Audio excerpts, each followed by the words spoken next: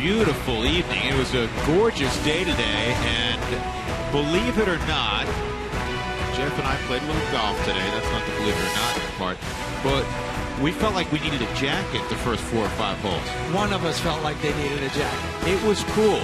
It was cool. Especially for Atlanta in August. Mike Foltynewicz is on the hill tonight for the Atlanta Braves. The Rockies have seen him a couple times before, earlier this year, working out of the bullpen.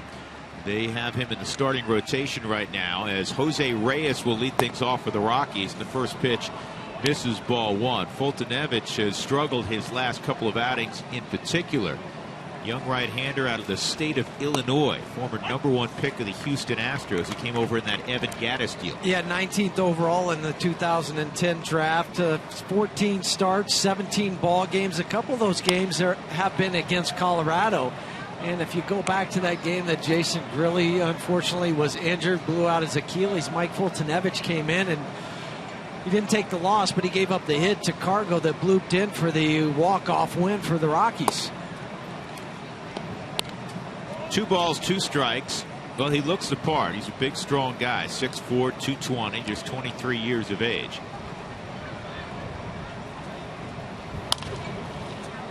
.97 with that fastball, and you see why he was a #1 pick. And talking to some Braves people, they said in that start, his last start in Chicago at Wrigley Field, where he went 4 2/3, gave up 8 hits, 7 earned runs, that he was touching 99 quite a few times. Well, that was 98. So he started this game at 92, worked up to 98. That's why you'll get that 94.9 on the fastball. He just really likes it, and why not when you're throwing that hard? We'll mix in an occasional slider and curveball. This ball's hit to right field pretty well, but out there is Markakis, an outstanding outfielder, and he makes the catch. So here's the Rockies lineup. Cargo is not in there, as we just mentioned, and then there was a late change. The lineup brought to you by Southwest Airlines. DJ LeMahieu will bat second. Charlie Blackmon's going to bat third. He's versatile. We've seen him obviously all year at the top of the lineup, but he was the most natural guy to hit third in Cargo's absence. Then Arenado, Paulson, Hundley, McBride. Kyle Parker not in the original lineup. Brandon Barnes was, but he has a stomach illness and had to come out of the lineup before the game started. That just about an hour ago. Hit him around batting practice. So Barnes out of there and Parker back in, and there's a base hit up the middle for DJ LeMahieu. You cannot keep a good man down. He was hitless last night. So now all the guys around Atlanta, because DJ's not from Atlanta, but he lives in Atlanta now with his wife. So he has a base hit. Last night, of course, Blackmon and Paulson performed so well. Let's take a look at the Braves defensively. Nick Swisher's going to run around in left field. Michael Bourne, 2 times now with the Atlanta Braves, who's an all-star with them in 2012. He's in center. Nick Markakis is in right. Adonis Garcia, Angelton Simmons, the Gold Glover at shortstop, Jace Peterson, Freddie Freeman, and a guy who's caught more innings than anybody among active catchers, A.J. Pierzynski behind the plate. So Charlie in a little different slot, more of an RBI slot. Well, you mix it up. You have the left-right, left matchup at 3-4-5, and that's why he goes. Well, this ball's well hit to right center field, and it's going to drop for a single. So Charlie with another knock. Doesn't matter where he's hitting. Nope, first career big league start in the 3-hole for Charlie. So 2 men aboard for Nolan Arenado. And it extends a hit streak for Charlie. 11 ball games now. And he's now 13 for 23 against Braves pitching this year. The 11-game hitting streak ties a career high.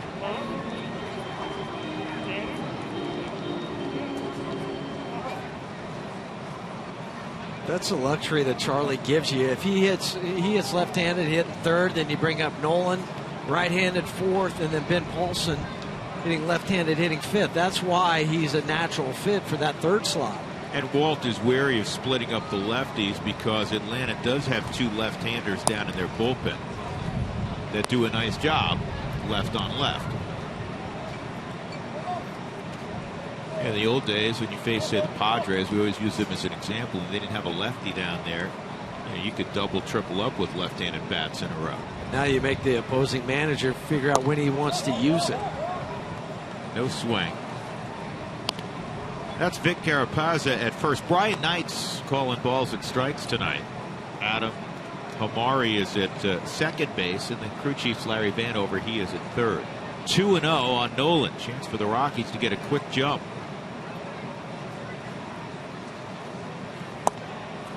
And that misses. 3-0.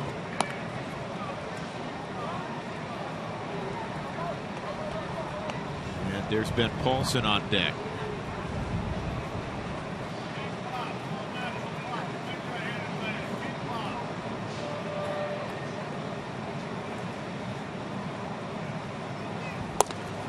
On the outside corner for a strike.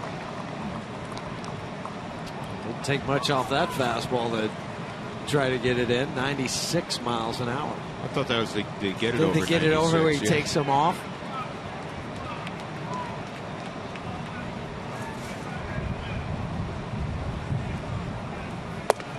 And that's in there also at 97. 3-2. Cloudless night in Atlanta, Georgia. 81 degrees the temperature. DJ's at second, Charlie Blackmon at first. Outfield shaded a little bit toward right center. It has to do with the fastball of Fultonevich and also with the wind. Whatever wind there is, it's blowing from left to right across the diamond. So Michael Bourne, playing in that right center field gap, knows if a ball's hit in the left center field gap, it will hold up. I mean, there's Michael way out, right out there. Hard on the ground, underneath the glove of Garcia. Around third, DJ coming home. He'll score. Going to third is Blackmon. 1-0 Colorado. So Nolan hit it hard, and the young third baseman could not come up with it. If he does, it's probably a 5-4-3 double play. As hard as it was hit, sure. No ruling yet on what they're going to call it. But he just didn't bend over enough. The ball ate him up. Instead of scooping up underneath it, he was bending at the waist more than bending the knees. See how he started to pull up, and it will go down as an E5 on Garcia, his 4th of the year. Ben Paulson swats this ball to deep left center field, and it is caught out there by Swisher. Coming home with the Rockies' second run is Blackmon, and Ben Paulson has delivered his 40th RBI. Nice job, Ben. Good situational at bat there. Let's give Charlie some credit going first to third on that air to get into scoring position.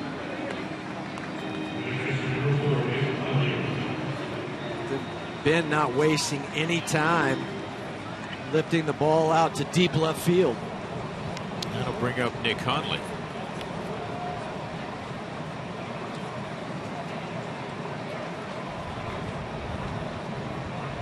Nick was 0 for 3 last night. Takes outside. Another fastball at 98. Well, this kid needs some confidence after his last 2 outings. And Adonis Garcia could have helped him out coming up with that ground ball. Fortunately, from the Rockies' perspective, he did not. And now the Rockies have capitalized. Rockies 34-16 when scoring first this year.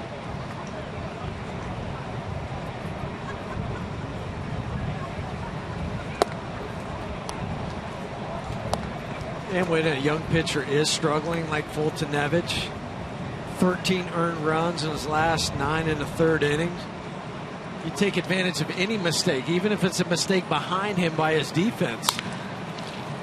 And a ground ball to the short-handed Andrelton Simmons. That will end the inning, but the Rockies get a couple of runs on a couple of hits, and error aided their cause.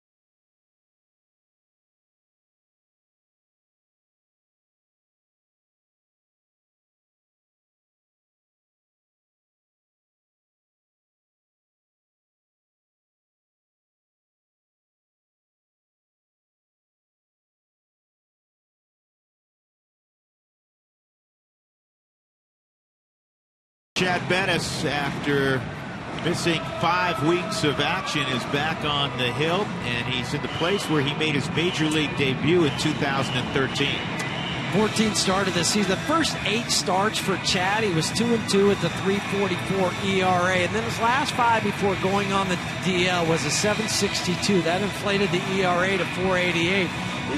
Then you start to wonder how much was that affecting his last 4 or 5 starts before he finally said, hey, my elbow's barking a little, I need to take some time off. Nick Markakis with a .299 average will lead things off for Freddie. And Freddie Gonzalez's Southwest batting order will feature Nick Swisher in the 2 spot. Then Freddie Freeman, A.J. Przinsky, Adonis Garcia homered last night. Jace Peterson trying to get himself out of a slump. Andrelton Simmons first action in the series. Michael Bourne will bat 8th, and then the pitcher Fultonevich. So Chad ready to go against Markakis. Off the third base side of the rubber, and his first pitch cuts inside, ball 1.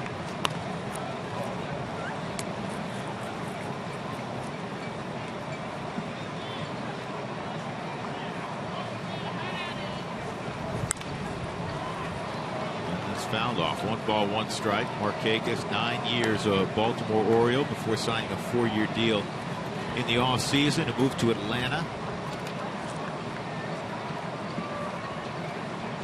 He set a major league record for errorless games in the outfield.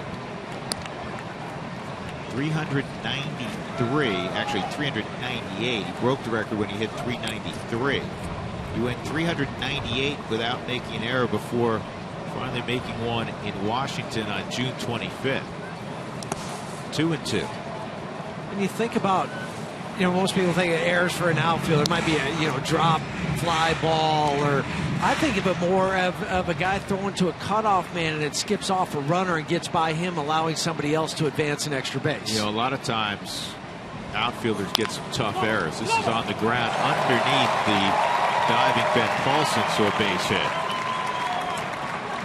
Cargo got an error the other day on what was a pretty good throw.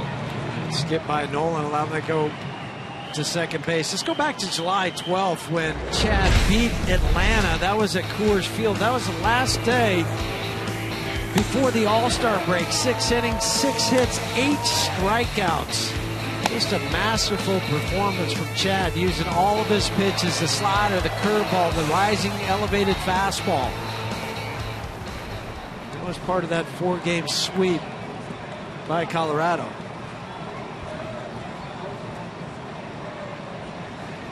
So here's Swisher, and he takes a strike. So some pretty good curveballs on those video highlights. And when Chad is right, he has an outstanding curveball. Modest numbers this year for the veteran Swisher, but he swung the bat well in a Braves uniform of late. He had the game we talked about last night on Saturday where he homered from each side of the plate. The 14th time he's done that in his career, which matches Mark Teixeira for the most all time for a switch hitter hitting one from each side of the plate in the same game, which is probably surprising to some. They'd say, wait a second, Eddie Murray's not on that list. Mickey Mantle's not on that list. Maybe Chili Davis. Chili Davis, who had 350 homers in his career. Chipper Jones. How about Chipper? Right, exactly.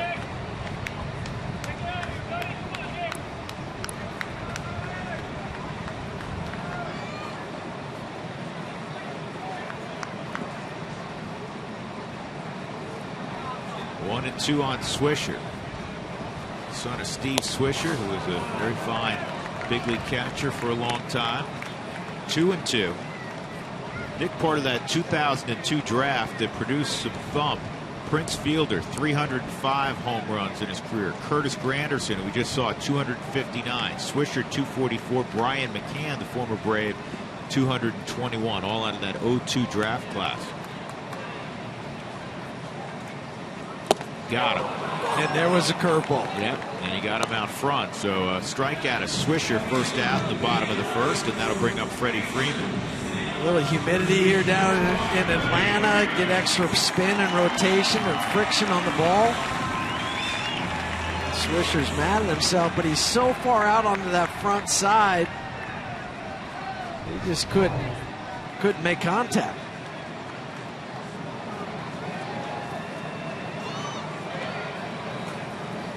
And Freeman a big rip, but no baseball. It's 0-1.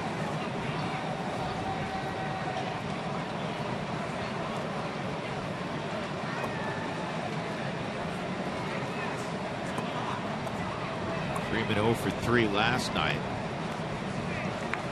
5 for 21 since his return. And he went. Nope. No swing. Larry said no. Freeman, who for a period of time just tormented the Rockies, 1 for his last 19 against Colorado pitching. 1 ball, 1 strike. Conservative lead for Markakis. Not a base stealer at first. Shift is on, and that's on the inside corner at 93. Bettis will add and subtract with that fastball. May see some 96s before the evening's over also. That makes it so difficult for a hitter to know and to gauge how hard the fastball is. It's a good curveball. We've seen the curveball about 74, 75 miles an hour. We'll rush the fastball up 91, but he can touch 95, 96 when he reaches back and gets a little bit more. First pitch changeup to Freddie Freeman was at 85. And if he needs it, he'll throw the slider to a righty. And there's 94 on a fastball up, trying to get him to chase. 2-2. With the 5-3 victory last night, the Braves snapped a 7-game losing streak. Game 2 of a 9-game homestand for Atlanta. Just inside. 3-2.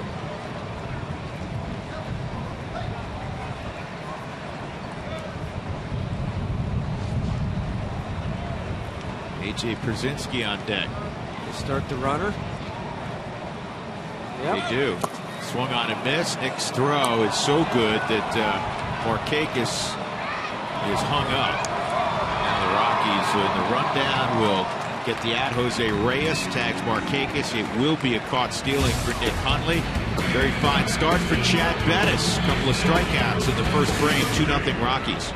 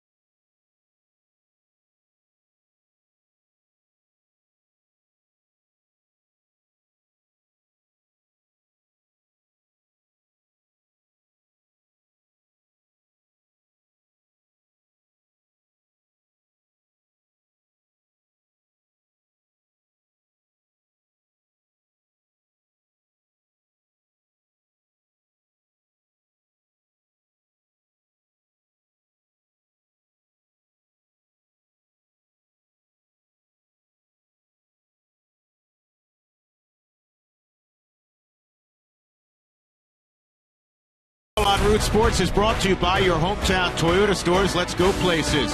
And by Southwest Airlines. Book your low fare now at southwest.com.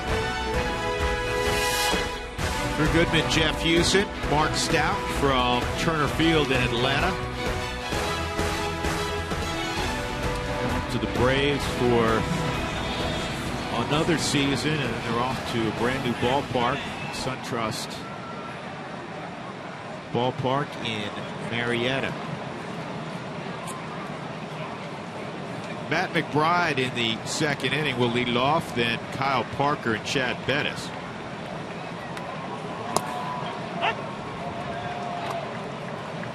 McBride in the original lineup was playing left field.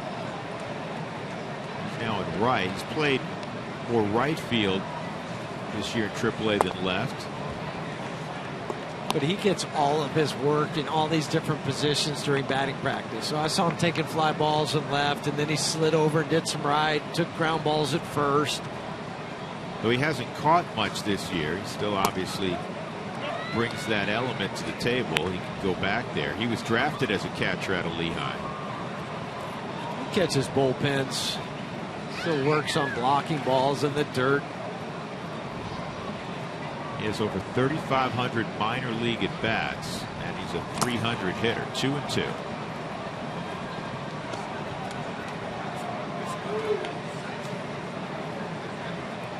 And you may be saying, well, why has he not played the big leagues more?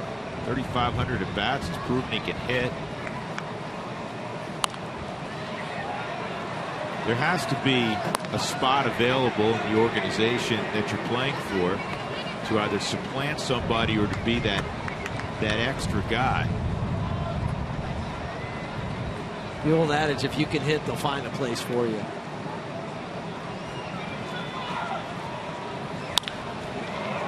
Two is hit well to left center field, but it'll be tracked down out there by Swisher. One out. Here's the new stadium coming in 2017, and artist rendering.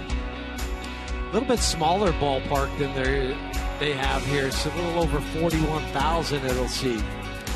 Most of the new parks are somewhere in that range. We went by there today. I mean, they're out of the ground. You took a couple photos.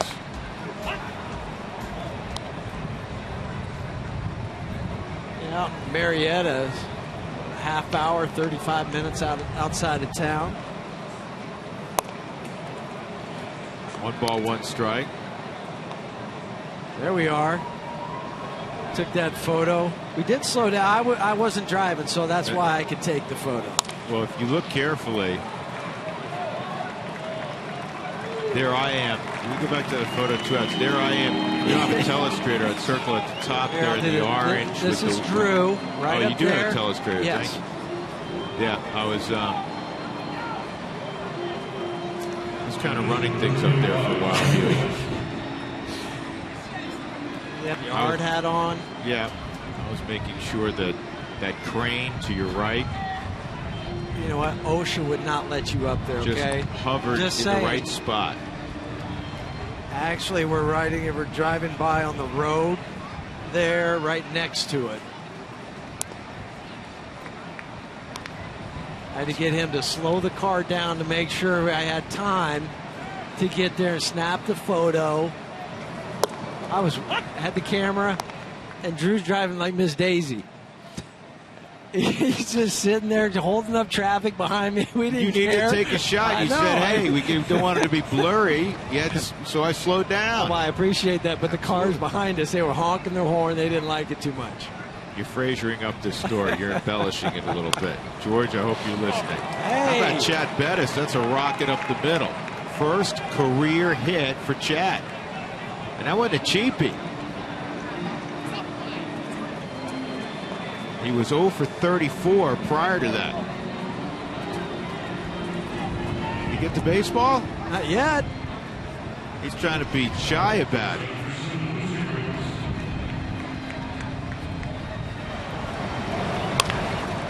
All right, one hopper right back to the box, a scorcher to center field. Here's Reyes. He had a fly ball to right beginning the ball game. Did he not get that baseball? Is that what you're reacting to? Yes, that's what I'm reacting to.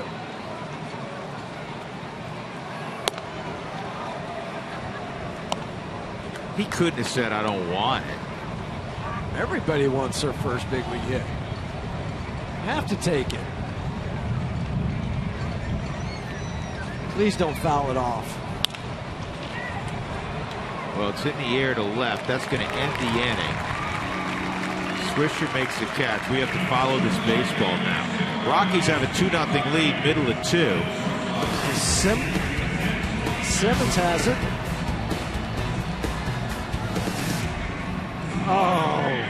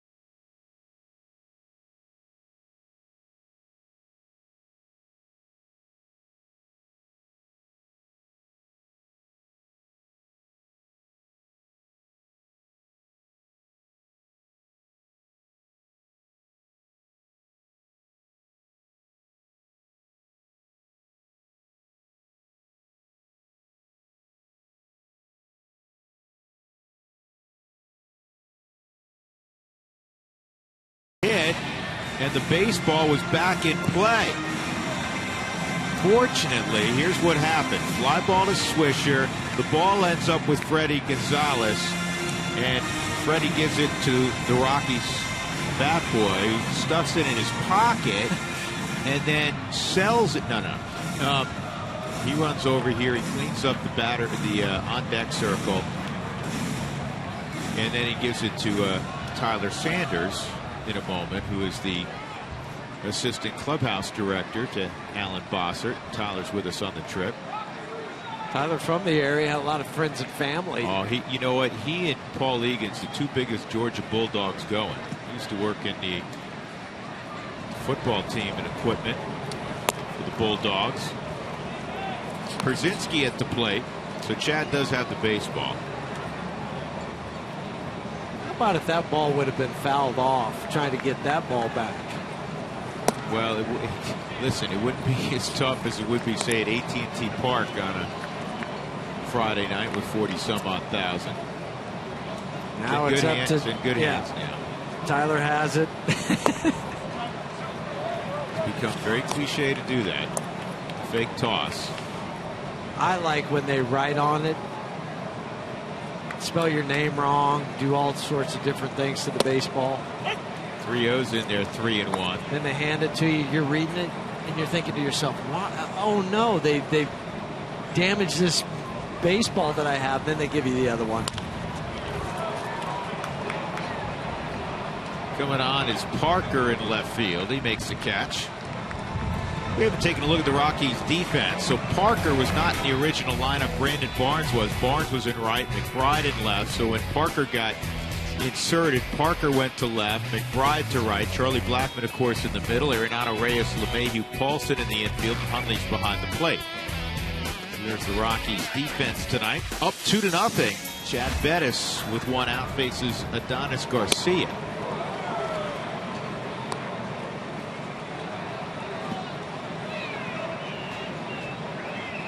Garcia spent 7 seasons playing in the Cuban League, the Cuban National Series as it's known.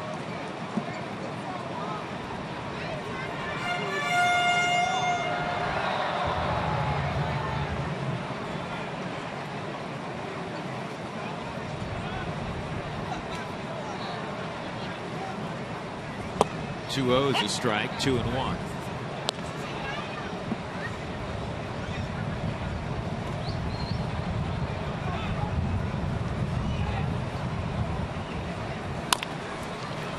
Easy play for DJ. 2 outs.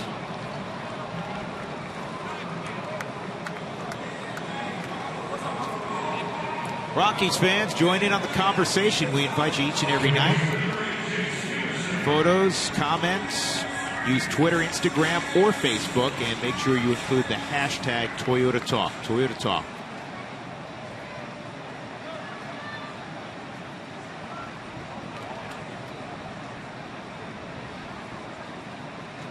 Two gone. Jace Peterson, who's 0 for his last 18 at the plate. And he's about to be 0 for his last 19. Ooh, that ball took a funny hop. Out at the plate, or excuse me, at first. DJ just did get it to Paulson in time. Well, now they'll go through the regular song and dance. Wait until Freddie makes a decision. But it was a tricky hop for DJ. Caught the lip of the grass.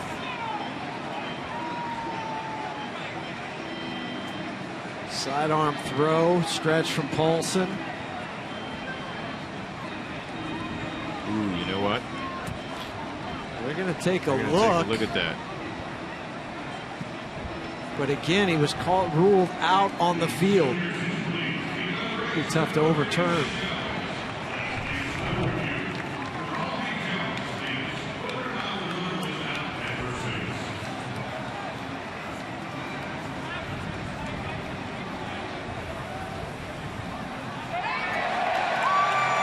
Crowd's reacting. They think he's going to be called safe.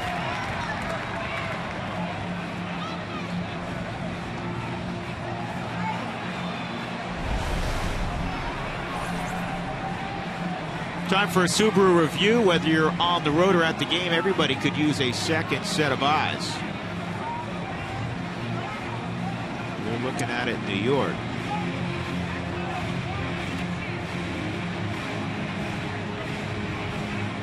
When does his foot hit? When does the ball go into the back of the glove?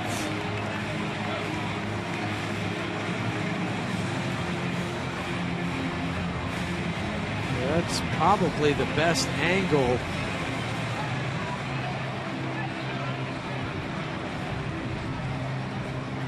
Well, they did overturn it, calling them safe.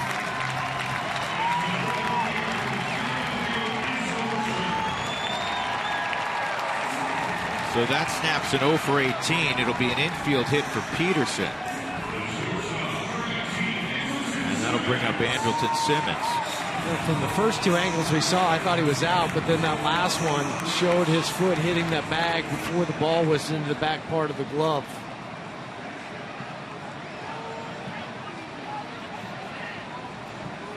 Simmons at 261. He's made his big league reputation on defense. A couple of Gold Gloves already. I'm sure on his way to his 3rd Gold Glove at shortstop. He's made just 4 errors. One of them came a few days ago.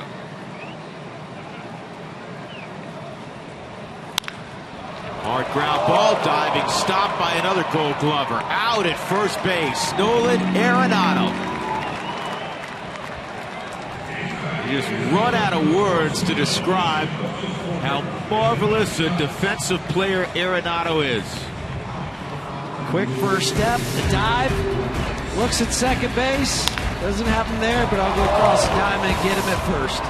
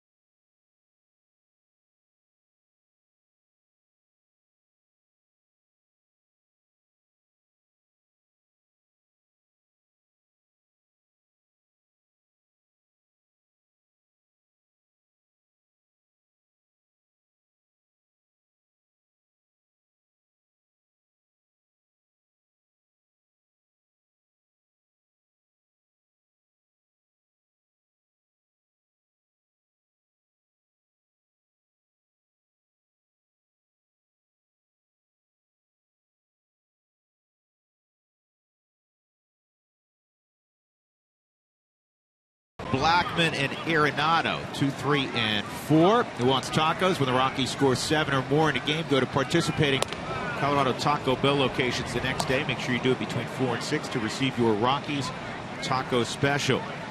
LeMahieu, a single up the middle, his first at bat against the hard-throwing Mike Foltynewicz. Foltynewicz has consistently been 96 to 98 with his fastball. Good pitch right there, 1 and 2. He's always been considered one of the harder throwing and best fastball rated by Baseball America in the minor leagues. Another base hit for DJ. Remember he got robbed a couple times yesterday? And 2 times in the Mets series in one game, 3 times. In fact, in one game against the Mets. Took a base hit up the middle, this time splitting the first and second baseman. Inside out swing. Now, DJ's hit in 35 of his last 43 ball games.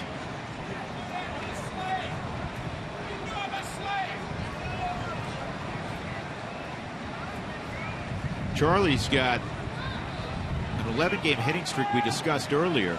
He also has a stretch of 6 consecutive games against the Braves of multi-hit games. And he's 1 for 1 tonight.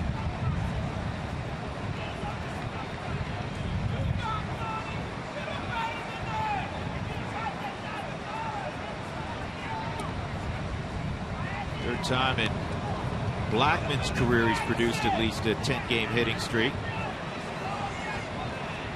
His other 11-game hitting streak was in June this year.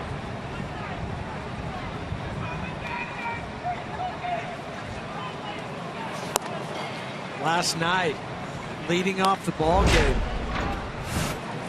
11th leadoff home run for him in his career, 5th this year. Talking to Charlie during batting practice, I said, what'd you think about it? Did you think it was going to stay fair? He said, I knew it had that hook on it.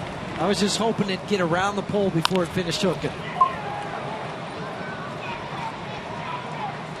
Center field, Michael Bourne makes the catch. And there's 1 out. How about the first 3 in the Rockies lineup tonight? Reyes, 19 stolen bases. LeMahieu, 18 stolen bases. Blackmon, 33 stolen bases. That's so 70 bags in the top 3 spots in the lineup. I don't think there's anybody else in baseball that could come close to that. No. Maybe Billy Hamilton by himself. That would be it. But it hits 9th.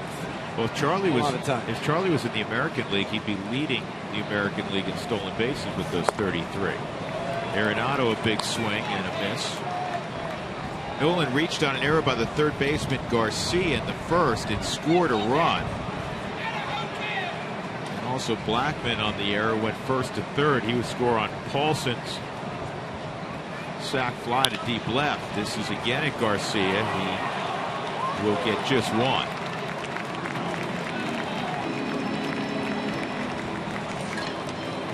Rockies fans, it's back to school time at the Dugout Store. Shop the back to school sale with great brands and styles through the end of August. Get your gear on at the Rockies Dugout Stores.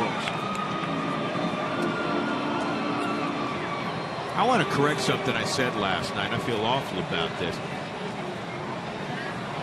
Ben Paulson, we've told the story before that he played for his dad at Clemson. And Ben's father was an assistant coach at Clemson. And I incorrectly identified him last night as Coach Red, who just retired after 24 years. It's Tom Reginas. That's his dad. Different last name. And his dad, the last 4 years, has been the head coach at Winthrop. He's doing a great job there. He's here at the ballpark tonight. We saw the sac fly. We visited with him for a while. Terrific guy. He's been well traveled in the college circles, an outstanding recruiter at Clemson. He was at his alma mater, Stetson, prior to that. Winthrop won 40 games this spring. He's turned that program around. Here's the 2-0. Pretty excited. I wanted to straighten that out. some people were saying, wait a second, that's not his dad. But again, different last names. Tom Reginas is here watching his son play, and he told an interesting story about Ben. Here's the 3-0. That's in there. When Ben was coming out of high school in Atlanta, his junior year, which is a big recruiting year, as you know, Huey, in college baseball, it being a spring sport, he wasn't getting a ton of offers. And it wasn't until his senior year that the dad, Tom, got a call from some people in Atlanta and said, you got Ben's really tearing the cover off the ball. He has really made strides as a player. And so they took a look, and they still had some money to offer, and Clemson took him in late spring of his senior year. Hard to believe they would still have some money left to give out. Especially at a place like Clemson. Strike 3 on the inside corner. So Paulson called out by Brian Knight. That'll end the inning. The Rockies will leave a man on. DJ had a base hit. Rockies up 2-0, middle of 3.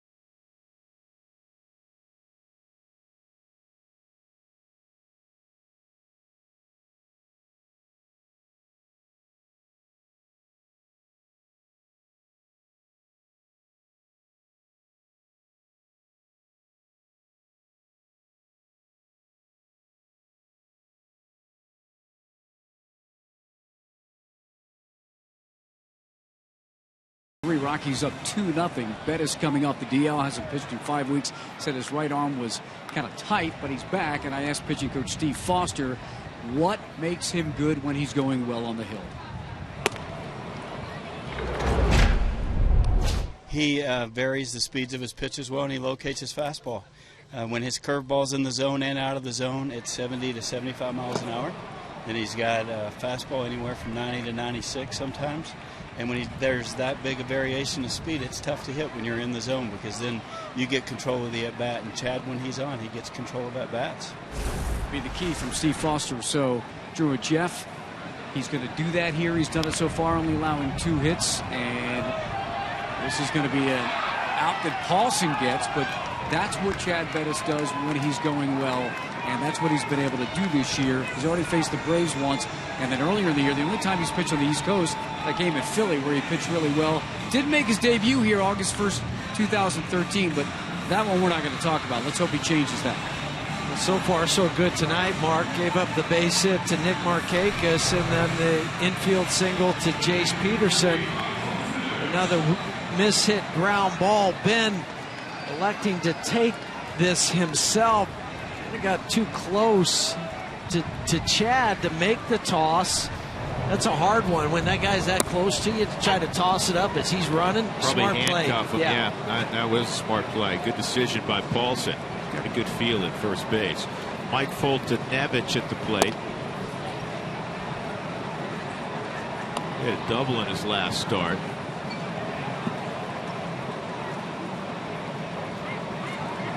Said one time when he was in high school, both his parents had elbow issues from throwing and batting practice. His mom got involved also. 1-2 and a foul tip, and that is strike 3. Third strikeout for Chad Bettis. 2 outs. Nick Markakis will come up for the second time. Time for you to tweet us your strongest fan photo. Use the hashtag RFDataStrongFan. We'll try to get you into an upcoming game broadcast. Brought to you by our friends at T-Mobile. Markakis had a single. He's past a diving Ben Paulson in the first inning. On the outside corner for a strike.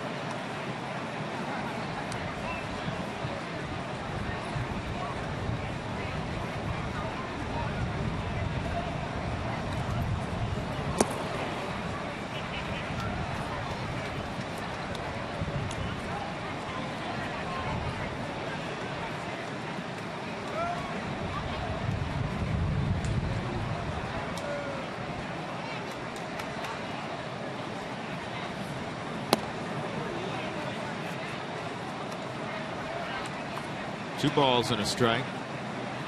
Chad's getting the baseball, though. He's going. He's right back up onto the hill. You got to like that. They do. The infielders like it. Outfielders, you don't have time to daydream and think in between pitches. You're really into every pitch.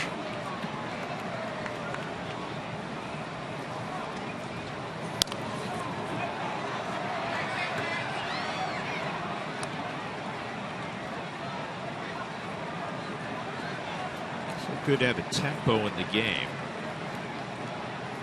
Quick tempo. And the Lubbock native with a 3-2 pitch that's low. First walk issued. I'll bring up Swisher.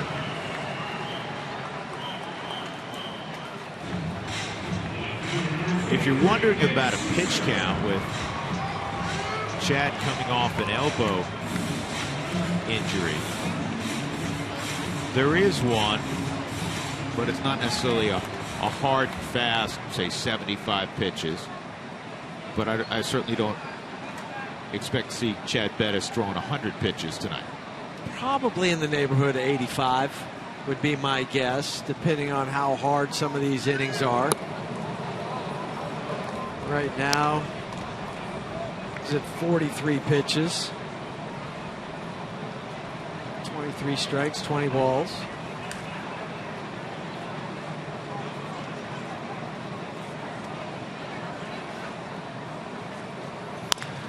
And a ground ball to short. Reyes has it. You say that's not short. Well, it is when he's on the right side of the diamond. Strong inning again for Bettis. 2-0 Rockies. Huntley to lead off in the fourth.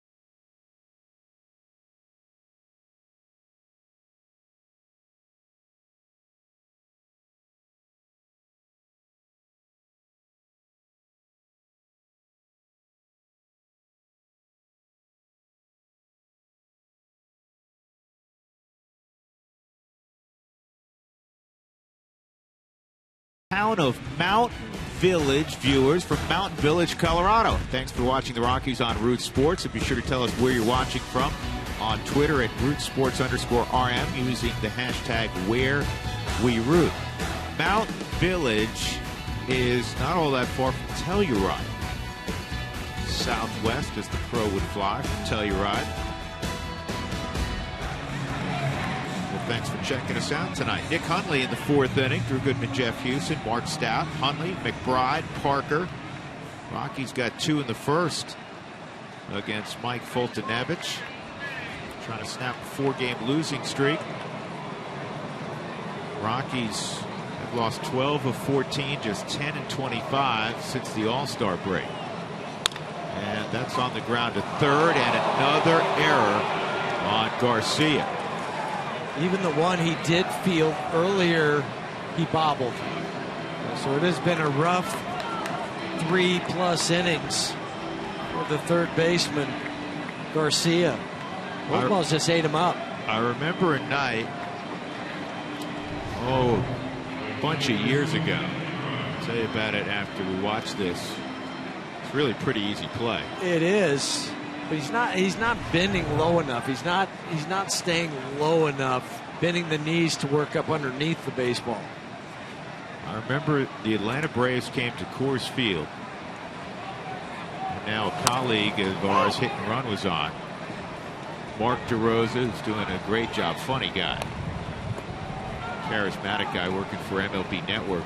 Well, DeRosa was at third base, and it was one of those nights, and he made 3 errors, and Bobby Cox pulled him out of the game, not in the middle of the inning, but he pulled him out of the game and gave him a break. And, Mark came back, mentally tough guy, came back in ensuing games and played just fine. But he got him off the field that night, so the ball didn't find him anymore. And that was smart from Bobby to do that. I made 3 errors in the big leagues in one game. And I was just really praying that they didn't hit me another one so I didn't have a chance to make my 4th one. I know people say, you got to want the ball hit to you again. No, I didn't. I'm going to be honest with you. I didn't want it. How tough was it when you did get another chance? That's it, tight on McBride, so tight it nicked him. So now the Rockies have 2 on and nobody out. Next day it was better. I felt better the next day. I just kind of washed that one away. 1 was fielding, 2 was throwing, so I had it all covered. A riding fastball clips Matt McBride on the arm.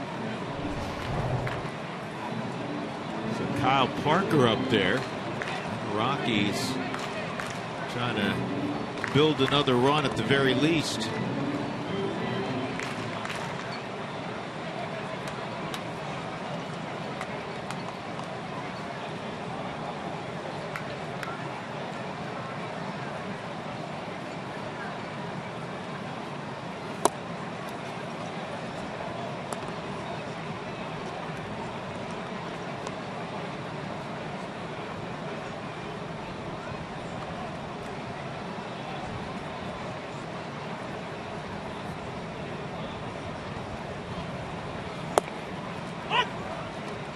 One on Kyle. Grounded to second his first time up.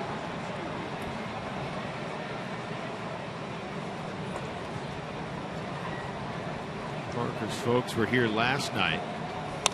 Good swing. Dad had to head back. He's got football practice today. Coaching in high school. It's always fun when you have family members are able to come and watch you play. It doesn't change, it doesn't. From the time they're 8 years old on up. It's just okay. Your kid's now one of the best players in the world. He's playing in the best league. The difference now is arranging all the tickets. I'm talking to Ben Paulson about that because Ben has about 40 people. Said, "Did you have to take care of it?" He goes, "No.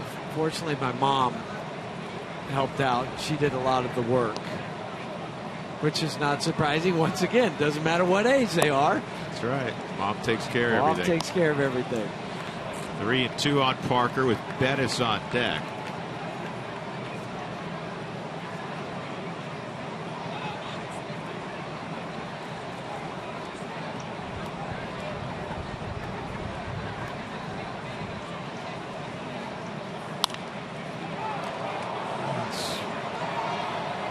Down the right field line and out of play, about 20 rows. I think there might be even fewer people here tonight than there was last night. And last night's 13,000 announced.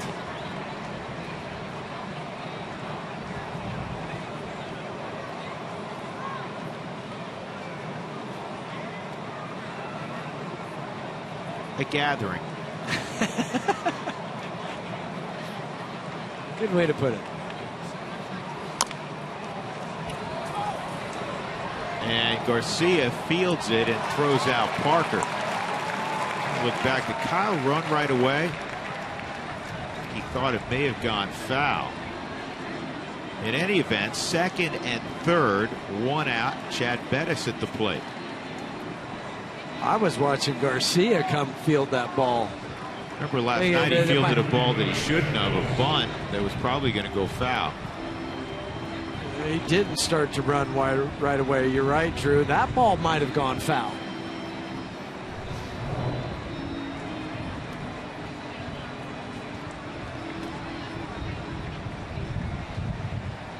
Well, Bettis is hot. He smoked the ball up the middle for his first major league hit after going 0 for 34. Just build on that, right? Let's see how he took that first pitch. Just eyeballing the pitcher. Oh, yeah. That was a ball down and away.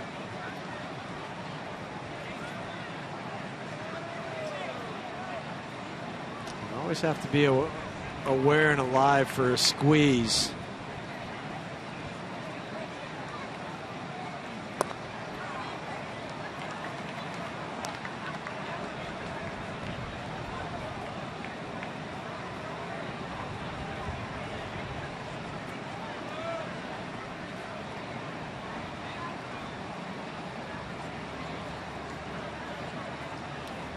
(2-0).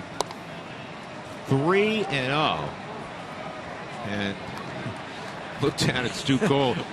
There wasn't any fancy signal. He put one finger out. You could yell take. That's what you need to do. One finger out. Maybe taking a couple strikes here. That's low, ball 4.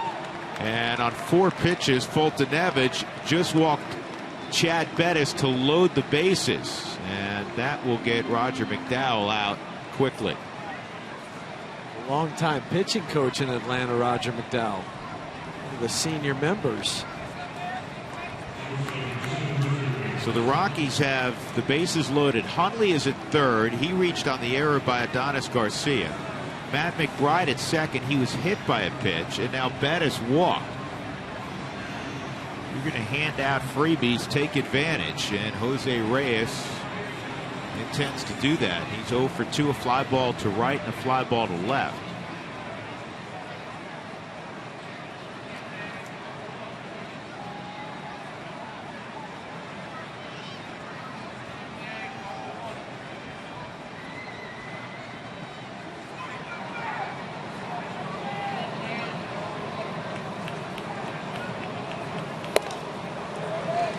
Jose with a big hack.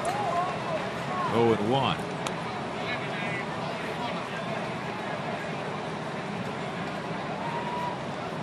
This is where if you're the Rockies, you want to put 3 or 4 runs on the board. They're going to give you the free passes. Take advantage. Well, they're going to come out to a game. There's always great Rockies ticket deals available. Bookmark Rockies.com/specials and check back all season long. 3 for 9 with the bases loaded this year for Jose. Ground ball, foul.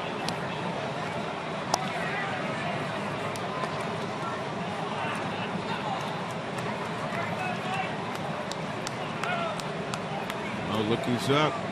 Sugar Ray Merrimont.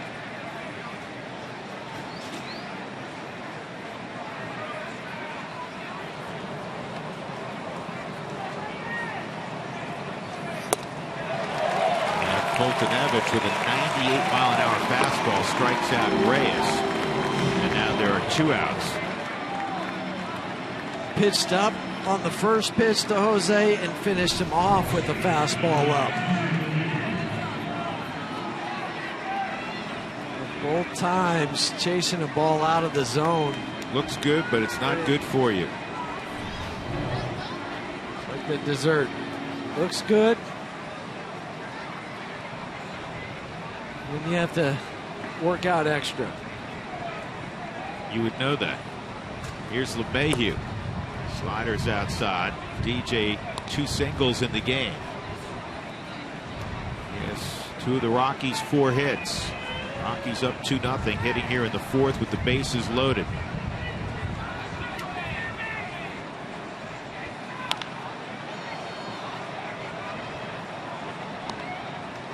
.99 miles an hour on that fastball. Watching a little bit of the Atlanta Braves television pregame show tonight. Brian Jordan, who was a great two-way star in Major League Baseball and the NFL, said his pick for Rockies player of the game was DJ LeMahieu. So far, he looks good. He's 2 for 2. And DJ wastes that one, 1 and 2. All the Georgia guys are getting involved in the action in the first 2 games. Yep.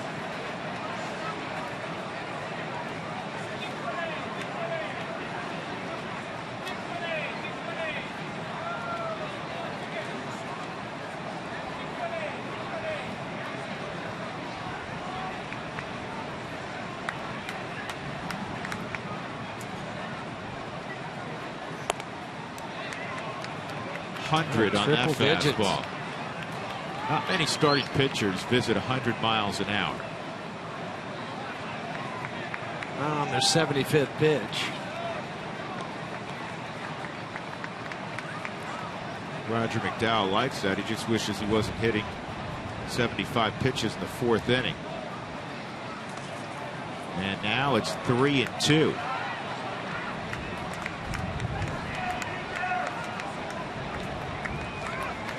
Another thing that you and I were talking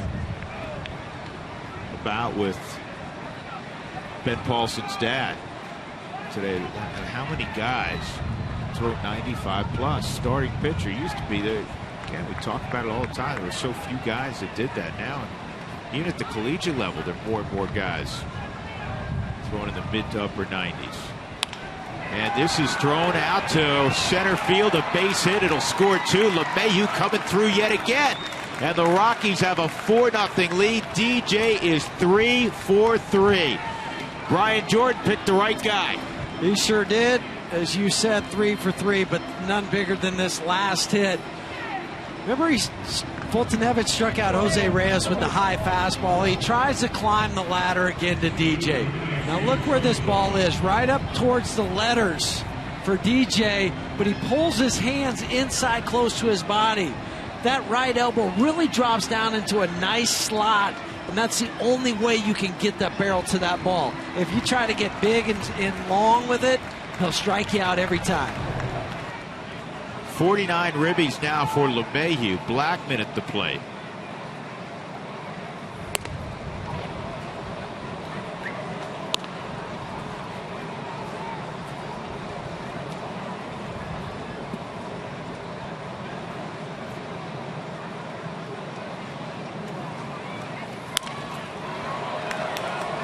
Charlie pops it up, foul ground. Krasinski doesn't see it. Coming down the line because AJ never did see it. You're right. Never saw it. AJ throws his hands up like, where is it? I don't know. Ball's up. AJ's looking. He can't find it. Trying to look at the third baseman. That's where the pitcher has to get involved. He's just standing there. Yeah, he's just standing there. You can point. You can run over there. Tough play for the third baseman because the wind is blowing from left to right, so it's blowing back towards the catcher. He's got a long way to go. 1-1. See if Charlie can take advantage. They've taken advantage of the mistakes tonight. 2 E5s and a hit by pitch. 4 runs scored against Fultonevich. None of them are earned.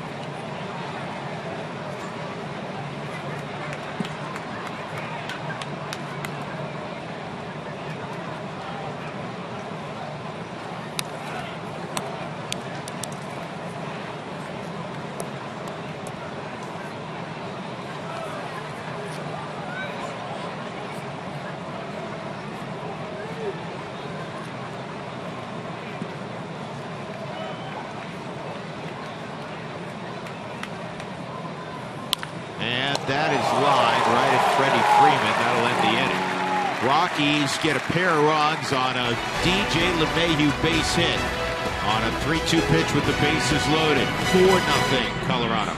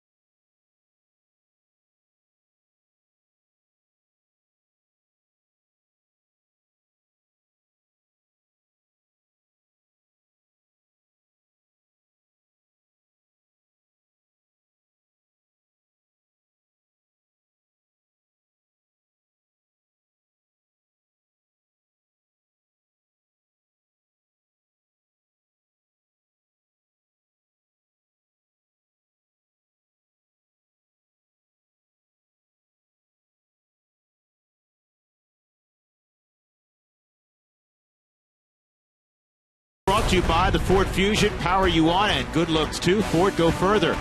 By Southwest Airlines. Book your low fare now at southwest.com. And by CenturyLink, your link to what's next. So far, so good. The Rockies trying to snap a 4-game losing streak. Lead 4-0 in Atlanta, Georgia. As we go to the bottom of the 4th inning, Freddie Freeman, A.J. Pierzynski, Adonis Garcia, 3, 4, and 5 against Chad Bettis making his return to the Rockies Hill. Missed more than 5 weeks with elbow inflammation. The Rockies obviously very concerned initially. Whenever you talk about the elbow. And they got the best possible news after the initial MRI. And here he is back in action. Again, only 5 or so weeks later. He went on the disabled list on July 18th. In his 2 rehab starts, if there was any question how he was feeling, he answered those questions. 8 1/3 innings, 1 game at New Britain and 1 ball game with Albuquerque, and 8 1/3 innings of shutout baseball. He struck out 11, walked 2. Just 5 hits allowed. A very good ratio, strikeout to walk. 5 hits. 2-2. Freddie Freeman hits a comebacker. Field your position. He's a good athlete. I know the first hit didn't come till his 35th at bat, but Chad Bettis, go back to what we've witnessed and what Walt was talking about before the ball game. He loves his demeanor on the mound. It doesn't change. Got a competitiveness that you really like, and he's got an arsenal to back it up. And we see some competitive guys, and they may not have a full complement of pitches to pitch near the front of a rotation. Chad Bettis does. It's an above-average fastball and curveball. And I don't think there's anything wrong with this changeup. His changeup's really good also. 50 pitches in, 1 out in the 4th. Pierzynski hits that to left center field, and try by Blackman. Good effort by Charlie. It'll go for a double for Pierzynski, who continues to swing the bat well here. All season long, really. Brought an average of 294 in. He's been particularly hot of late when been given an opportunity. Charlie had a diver in right center field last night, and tonight in left center field. Off the bat of the left-hander is going to be slicing away from him, and that's what this one did. Laid out for it, missed it by probably just about a foot or the length of his glove. But backing up was Kyle Parker. And that's what you like to see from your outfielders. If somebody lays out, there's somebody to pick you up behind you and be there. Well, front door cutter for a strike on Adonis Garcia. Hit a ground ball to second his first time up. 1 out. Krzyzewski with his 21st double is at second. And Garcia ground ball to Paulson. Bettis gets over there, and then he wheels around to eyeball Krzyzewski. 2 outs.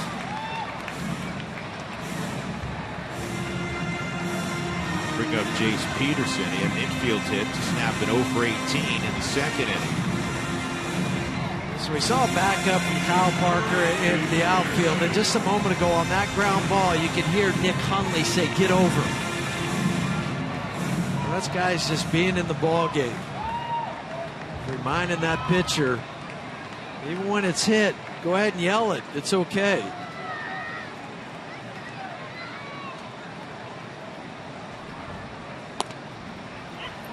There's a strike on Peterson.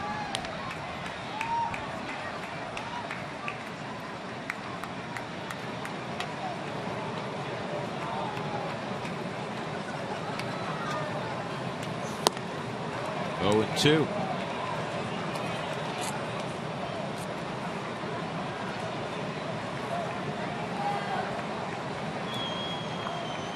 Go back to that fastball. He's tardy on that swing. We're back to it, up and away. And that's where you can talk about scouting reports, look at scouting reports, but then you also have to read the hitter. Good block. We call that pitch. You want it spiked in the dirt. You have to block it, keep it around when there's traffic out there. Krzyzewski at third. Doesn't even try to catch it, nor should he. That's not what a catcher's trying to do. He just threw the glove down. If it goes in there, that's a bonus. But just have it go off your chest and then just drop 2 or 3 feet away from you. Good pitch, strike 3 at 95. Remember earlier we said 95, 96 will show up once in a while. Bettis reached back with a runner at third. And the hardest ball he's thrown all night, all over that inside corner. It remains 4-0 Rockies. Great pitch.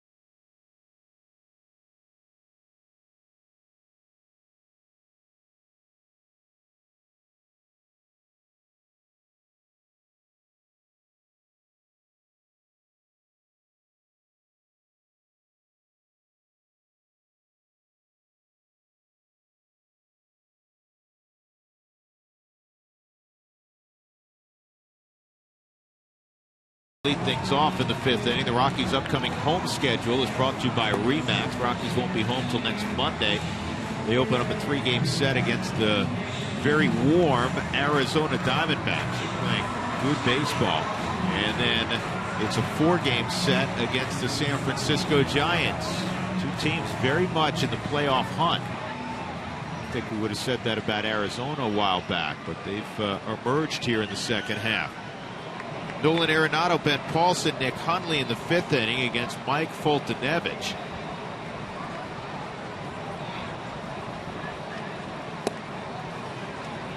Starts out Nolan with a curveball that missed. Nolan's kind of settled into that 4 spot in the lineup behind Cargo. This ball's well hit to left field, but playable out there for Swisher. 1 out. With Ben Paulson coming up, we pay a visit to Mark Stout. Mark, what's going on? That ball was right in front of us. I'm here with Eric and Ryan. These two guys played ball at COL, the Longhorns, with Ben Paulson. How cool is this, seeing him come to the This is to the awesome. We knew early on that he was really good, but we never thought he says every day is like a dream for him. He can't believe he made it. We're proud of him. We love it. It's awesome. Ryan, did you know he was going to be in the bigs? Pretty early on, we were in high school, and I mean, pitching against him, I knew there was something there. And he was a little shorter when we were in high school, and he kind of sprouted up in the next year. So it's hard to believe. Yeah, he was the only guy on the team that coach would give the 3-0 swing sign to. So we knew early on that he could hit some puck in the hole here. Come on. Come on, Ben, beat it out. Oh, there we go. Good luck. Woo-hoo! He used to be really slow too, so. He's got some speed back. He's got quicker. The guy went to Clemson, and he's Exactly. Yeah, we've got a lot of Atlanta folks here. Kyle Parker from Clemson, Blackman, a lot of Atlanta folks. So yeah. It's good to see everybody here. Let's have a big go, Ben Paulson. 1, 2, 3. Go, Ben Paulson! Rockies! They are representing. Let's go back to the booth, guys. They are representing. Nothing like your high school buddies to give you a hard time also. And having a hard time tonight, period, is Adonis Garcia at third, because that's a play he needs to make, and that's an error, and that is the 3rd error of the ball game on Garcia. Been running hard up the line. They're trying to leg it out. Gets on base. He's never quit on a play. Nick Conley.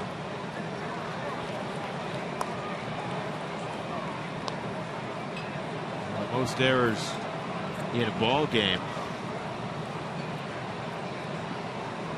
for an Atlanta Brave. 4 held by 2 guys. Darrell Evans against Cincinnati in 1975, playing third. And then, remember I told you the DeRosa story against the Rockies? Yeah. I said he had 3 and Bobby pulled him off the field. Actually, he had 4, and that's when Bobby sat him out. That was May 2nd, 2004. And Adonis Garcia, the 30-year-old from Cuba, has made 3 tonight. It's tough. 0-2 on Hunley. And you know the way things are. It's going to find him 2 or 3 more times minimum. That was probably as easy as the other 2 that he booted. This charging to your left. It's a sick feeling, isn't it? It is. The balls, if you've made plays on your whole life.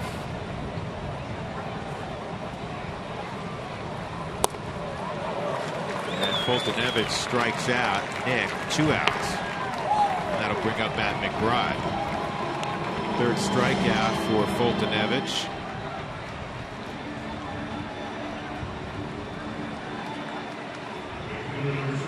The Rockies have taken advantage of the errors by Garcia in the 1st and in the 4th inning, scoring a couple runs each.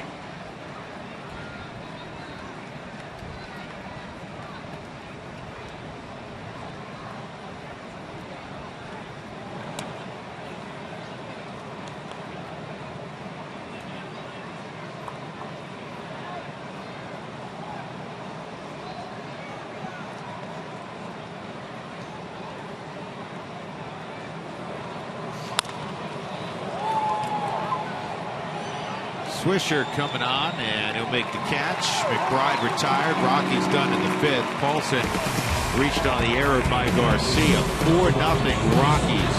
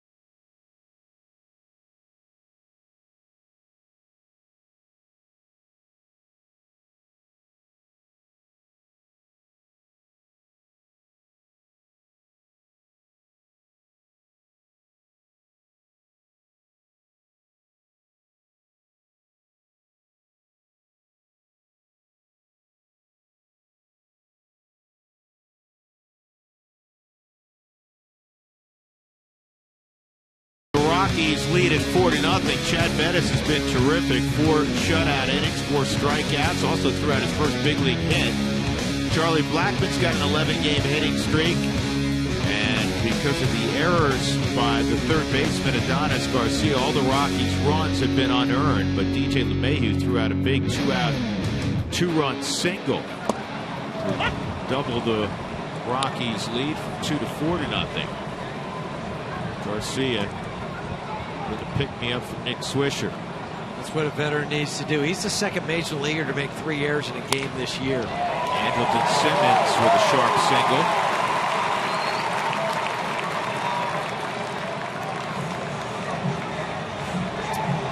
That's a lonely feeling. This can be a very painful game. That's why as many physical tools as you need to play it, the mental strength and toughness it takes to play at any level, let alone this level, it's extraordinary, and it's made a lot of really talented guys wilt. Sure has, and you have to be mentally tough to survive and keep going out there each and every day. Michael Bourne takes ball 1.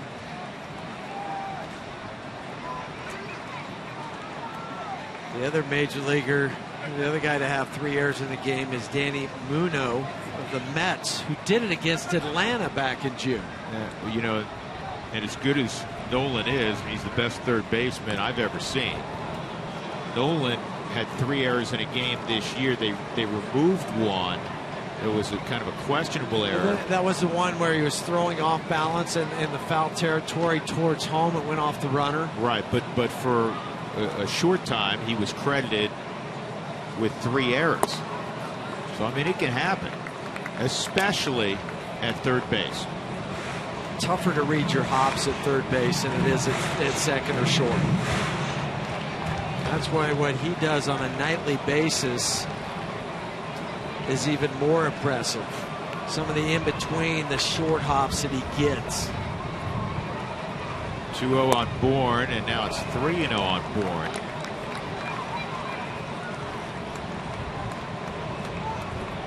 Fultonevich on deck. Michael has really scuffled with the bat.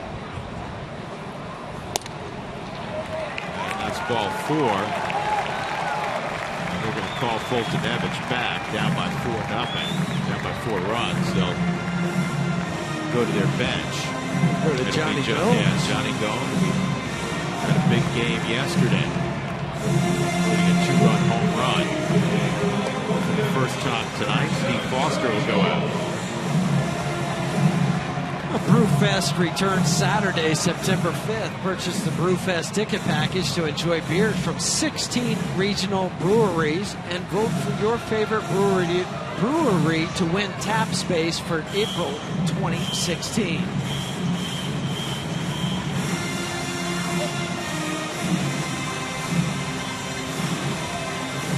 Gomes 9 for his last 30 at the plate. Couple home runs. He's driven in 7.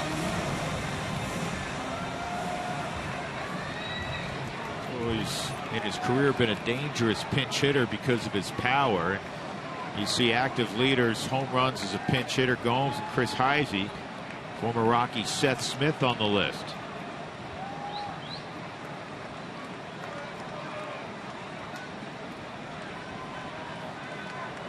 He'll be hunting the first pitch fastball here.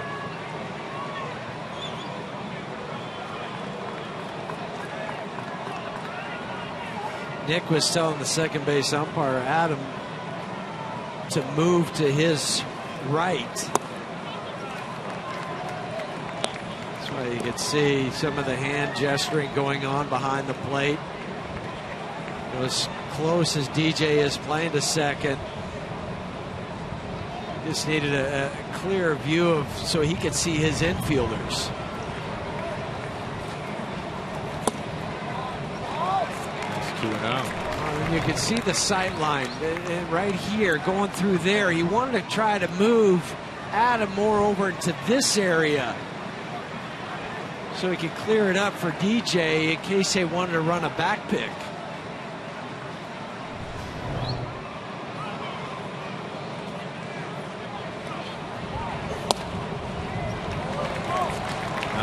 fatigue is settling in with Bettis returning to the big leagues tonight. But he gave up the hit to Simmons, and now 7 straight out of the zone. 67 pitches is what he threw in his last start. His last rehab start. And he's at 67 now.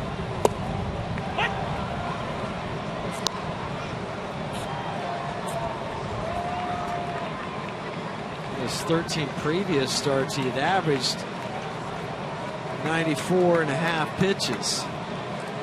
You can't have a half pitch, obviously, but that's where it all computes to. And another strike, 3-2. There's nobody warming up in the Rockies' pen, so they want Bettis to work through this. I think that we talk about limiting pitches as part of the development. So on, part of the development is being able to work out of situations like this. No doubt. You have to be able to. Why turn it over? This is where you get those growth moments. 3-2, and it's popped up right field, shallow, going out is Paulson, and he makes the catch. And that was good communication between Ben and DJ. I've said it since the first inning. How is the wind blowing? It's blowing left to right, so it's blowing towards the stands. The Ben's going after this ball. DJ will throw his arm up like, I've got it. That's why he's giving a glove 5 to Ben. Ben's in position. You see it going up. DJ throws his glove up and then realizes he's not going to be able to get there. And Ben calls him off. One of the rare times you'll see a first baseman call a second baseman off. Nick Markakis, a single and a walk. Markakis hitting .308 against right-handed pitching. Simmons at second, Michael Bourne at first. Rockies up 4-0.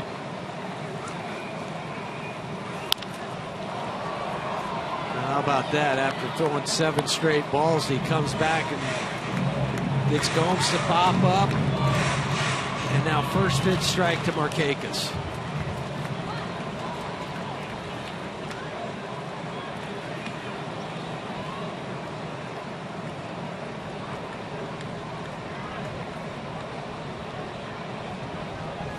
Here's the 0-1. 1-1. Now Friedrich getting up.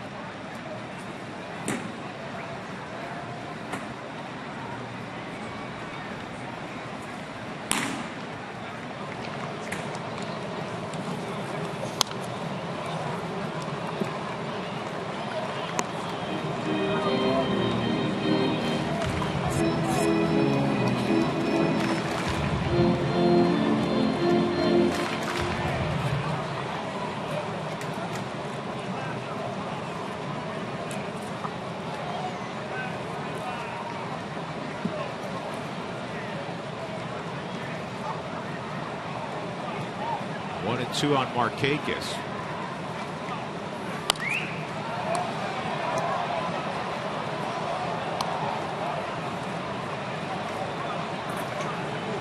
Markakis, one of the hit leaders in the National League, tied with Paul Goldschmidt.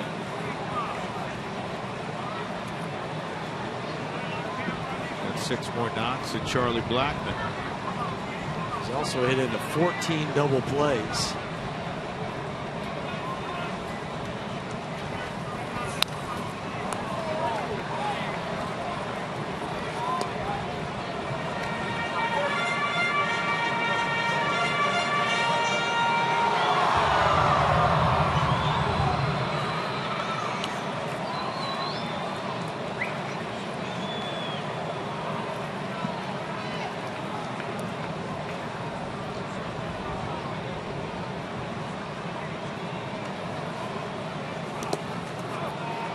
Out by Hundley, 2-2.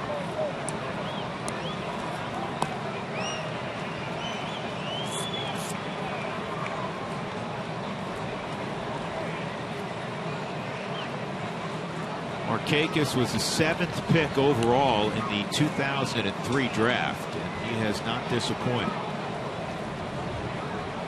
Good with runners in scoring position. Simple approach at the plate.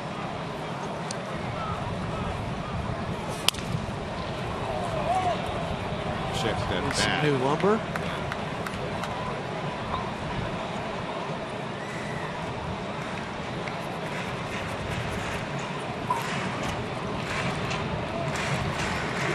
Such a good handler of pitchers.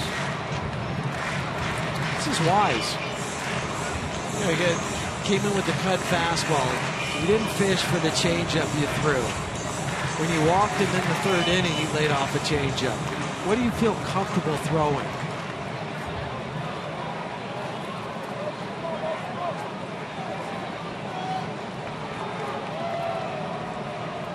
For me, you have two options. You can go upstairs with the fastball.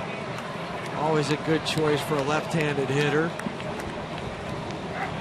You can roll that curveball, try to drop it off the table. A fastball, 3-2.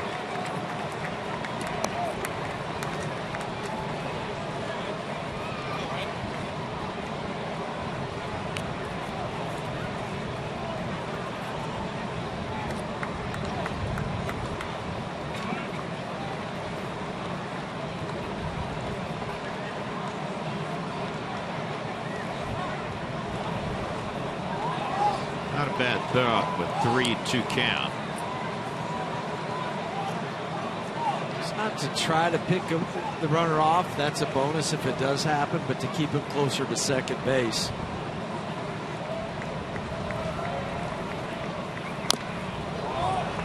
And Markakis hanging in there.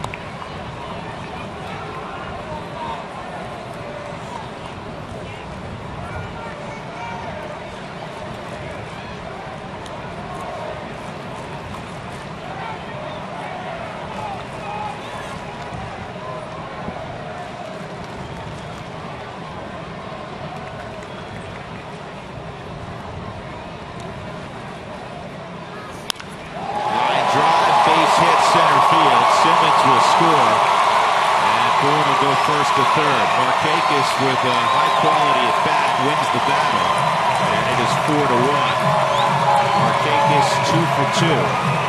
It's his 42nd multi-hit game this year, from the top 4 of the National League in that department. Now he's a professional at bat. Really good hitter. It really was, because he fouled off some tough pitches until he got one to his liking, and when they wanted the fastball away and it cut back over the middle. And he took it right back up the middle. And with those 42 multi-hit games, that's good for third in the National League. Tell you what Walt's wrestling with right now. He's mindful of the pitch count. This young man returning from elbow inflammation 5 weeks ago, but he also knows he has a 4-1 lead. He'd like to get him a W. He needs 2 more outs to qualify.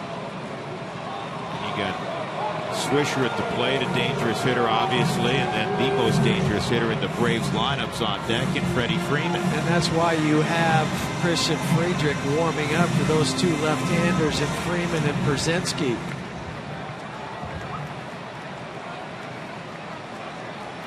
If you're wondering about Swisher, this year, at least for Atlanta, he's hit 273 from the right side coming in the game, 273 from the left side.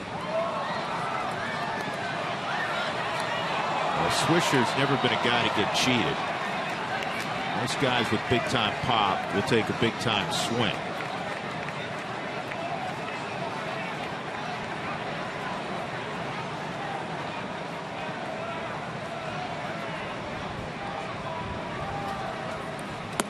Good curveball.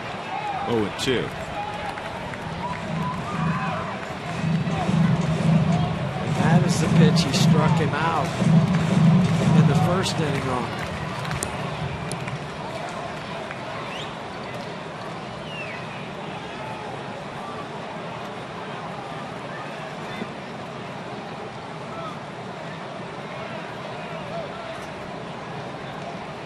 And he had a tough time picking up the pitch that was called. That's why Chad stepped off the rubber.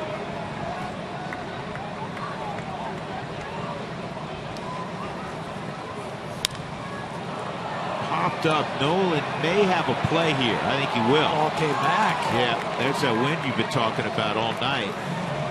That kept that thing in play. So Arenado makes the catch. Swisher retired. Now Freddie Freeman.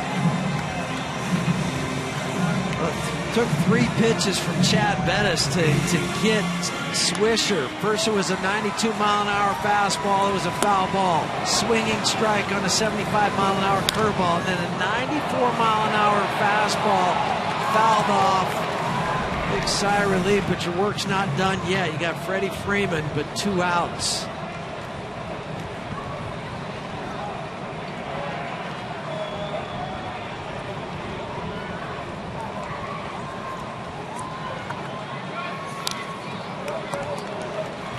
Bettis has got to believe, got to know that this is probably it. Let it all hang out right here with Freeman. And you go down and then you hit that reserve. This is where the training comes in, the extra running that you do. Because if people talk about the arm getting tired, your legs start to get tired first. And when your legs get tired, the ball stays up. 1 strike on Freeman, a strikeout, a comebacker. That's inside at 92. 1 ball and 1 strike. The other issue for Walt is if you can get him through this inning, he's due up second, the top half of the 6th.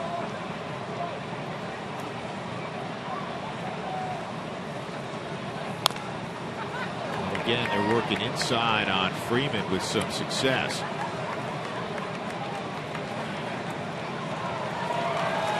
1 and 2.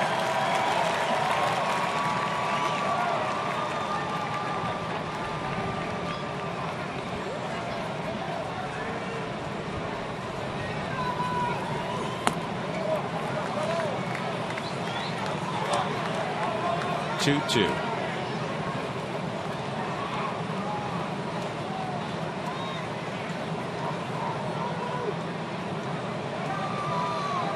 Back inside with the fastball. See if he cuts it a little bit. He does. Ground ball to Paulson. He's got it. That ends the inning. Well done, Chad Bettis. He does give up a run on the Markakis single, but a growth inning for Bettis.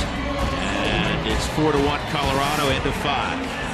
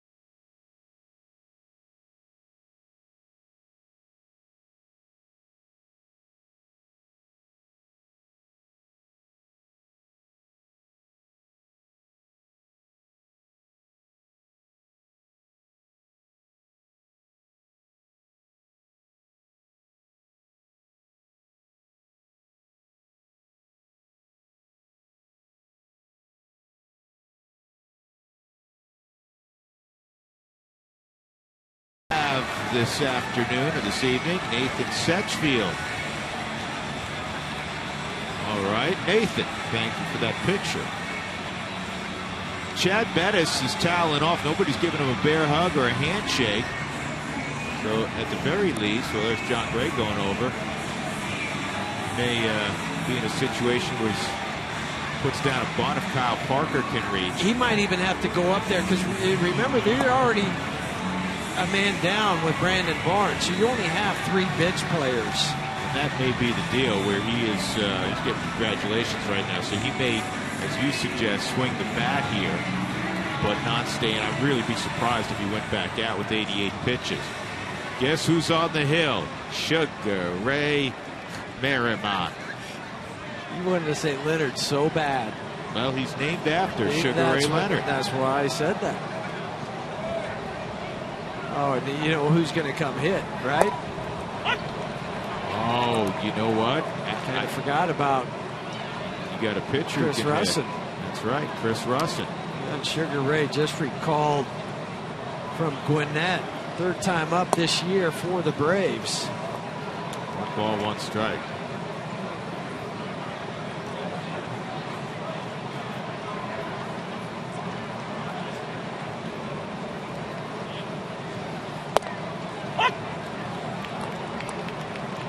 Sugar Ray, charismatic, and of course he has that big right hand.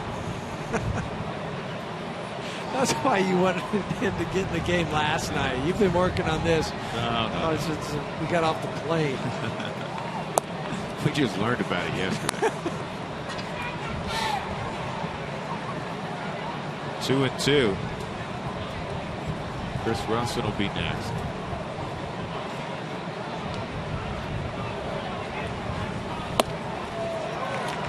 Strikes out Kyle Parker. Second time this year that Chris Russin is asked to pinch hit. Jumbo Diaz in the Rockies bullpen. Excuse me, Jairo Diaz. I said Jumbo Diaz. Jumbo pitches for the Cincinnati Reds. I apologize, Jairo.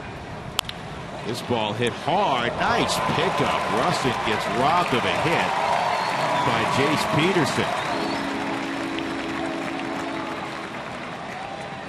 Some extra value for Chris to be able to swing the lumber.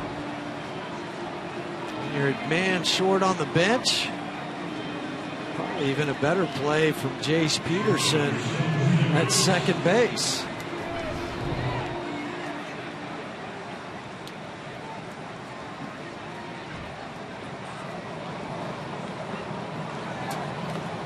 Two outs, and here's Reyes. It's not a bad play. And you know, listen, the first pitch is a ball. Not to be cruel, but bunting in the direction of Garcia right now. Just playing baseball. That's a smart play. He's got 3 errors at third base. And instead, it's a fly ball to center field. Michael Bourne's out there, and Sugar Ray has a 1-2-3 inning in the 6th. Took him only 8 pitches. Rockies leading 4-1.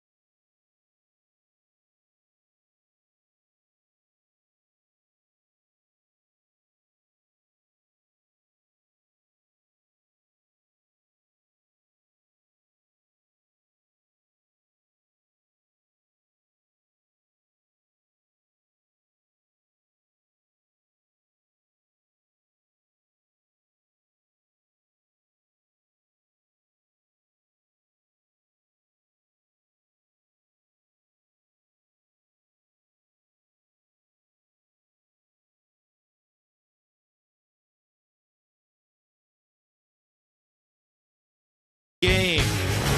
Now Chad Bettis returned, and Chad Bettis pitched very well. 5 innings, he allowed a run on 5 hits, a couple of walks. He struck out 4, and he really battled to get out of a jam in the 5th inning. Threw 88 pitches, commanded the fastball on both sides of the plate, and he got their big dog, Freddie Freeman, 3 times.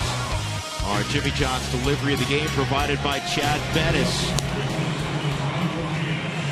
4-1 as we go to the bottom of the 6th inning. Drew Goodman, Jeff Houston, Mark Stout, Turner Field in Atlanta, and Jairo Diaz will take over in the 6th. It'll be his 2nd appearance in a Rockies uniform.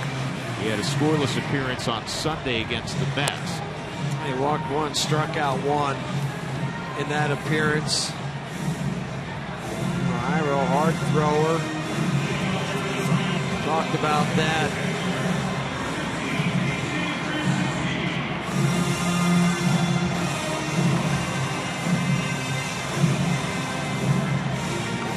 Trying to do something for this bullpen. The last 2 games, they have not allowed a run. Well, that's the good news. The bad news is you have to go all the way back to the Braves series in Denver, the last time the Rockies pen had gone 2 straight games without allowing a run. This ball is in the air to center. Charlie coming on, he'll make the catch. July 11th and 12th, the last time the Rockies pen had not allowed a run. So it's 6 weeks between times that the pen had gone consecutive games. Brzezinski's a big out. He has been really swinging the bat. Adonis Garcia has grounded out twice. That pitch misses, a slider. It's ball 1. Both of these bullpens know all about hard times. This ball's well hit the center, but Charlie's out there.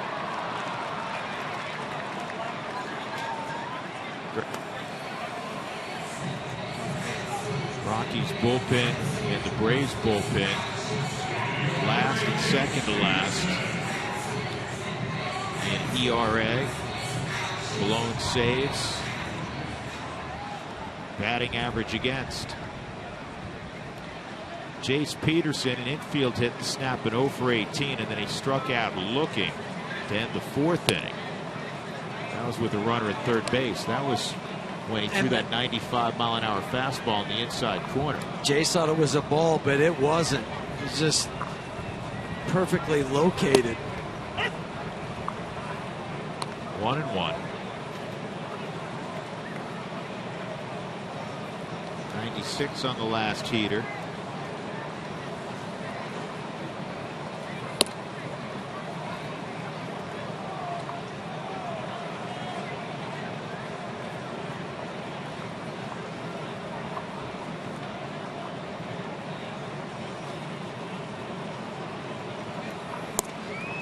Two and two.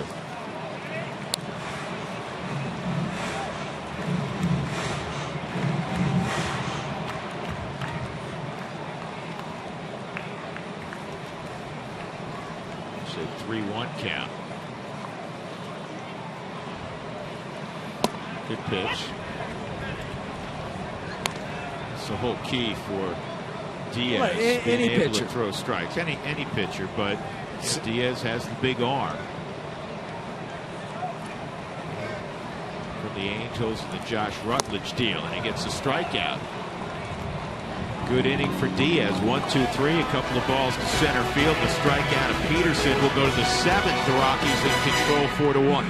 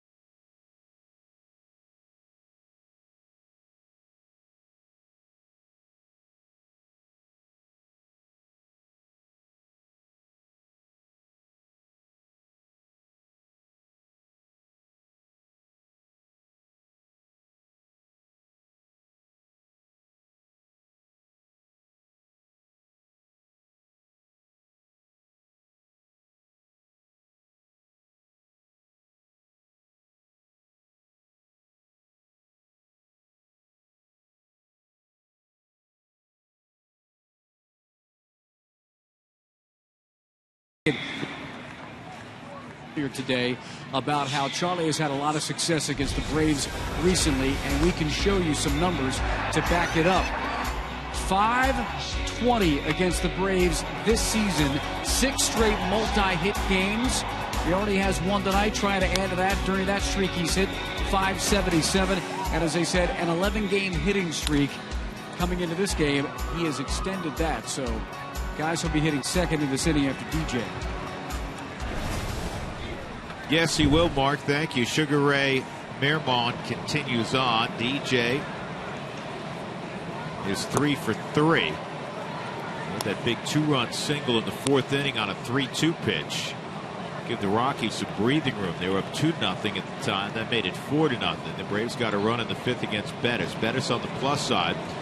Mike Fultonevich is on the losing end of things. This is a line shot, but it's right at the right fielder Markakis, 1 out. For Chad Bettis, 5 innings, 5 hits given up, 2 walks, 4 strikeouts, 88 pitches, 52 for strikes. Nice return. It was a very nice return from Chad. Had that one little hiccup in the 5th where he gave off the leadoff hit and then a walk, but comes back, gets Gomes. Yeah, the battle between he and Markakis. Markakis won that. But then Nick Swisher, a little pop-up, and Freddie Freeman, a soft ground ball. It could have unraveled, and it did. But it goes back to the point that you made, and I think it's a very key point as far as pitchers going through a lineup a second or third time, working through jams as they're trying to develop into a major league pitcher. That's so important for those guys. How do you gain confidence if you haven't done something before in any vocation? Doesn't matter. But now he has that in his back pocket to go back to when he gets in a jam next time out or 2 times from now. Ball, 2 strikes on Charlie. Singleton scored in the 1st, fly ball to center field, and he lined to Freddie Freeman at first. He didn't give away in a bat ever. Charlie Blackmon's going to battle you. Tailing fastball. 2-2. Tommy Kahnle looks like he'll be next.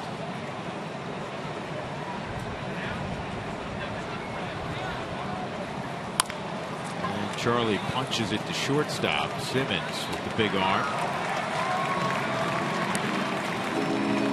Follow the Rockies with MLB.com at bat, the #1 app for live Rockies baseball. At bat is up to the minute with in-game highlights, live look-ins, replay reviews, StatCast, and more. Get MLB.com at bat now.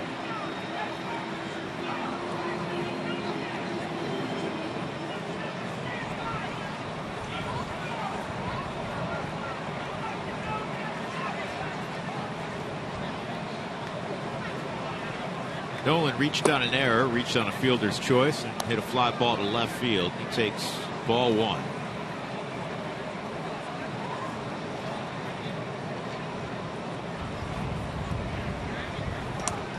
Two and 0. I'm laughing because that ball bounced, and then Brzezinski caught it, tried to frame it like it was a strike.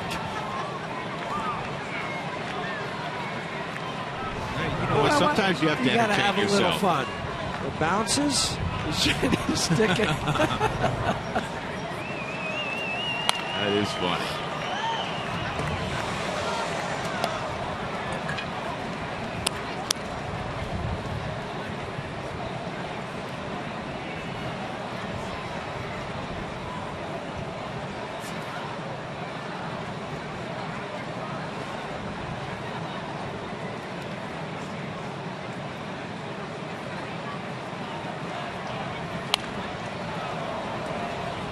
Nolan upset. He had a pitch out over the plate. Well, he should handle. Nolan can handle so many, a variety of pitches. Whether it's up and in or up and away, sliders.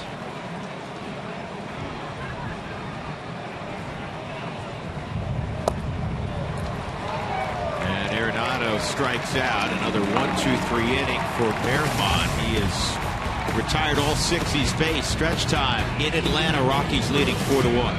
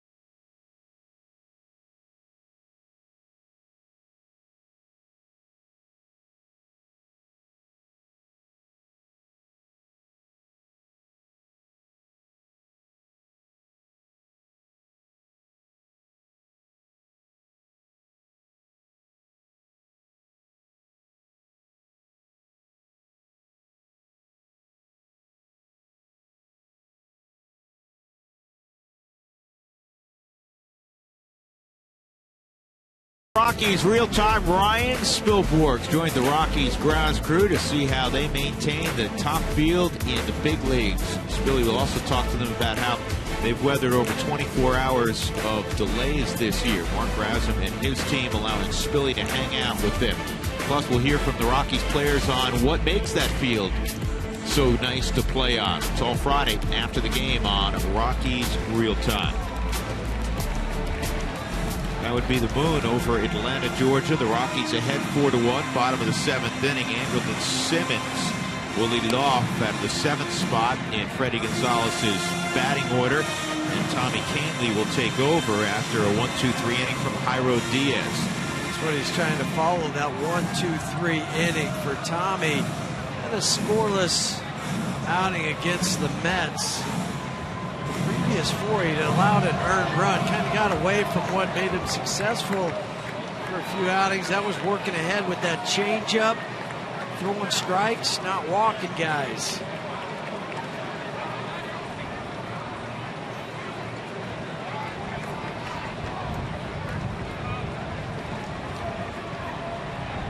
Simmons robbed of a hit his first time up on a diving stab, and then the throw to first to nab him from guess who?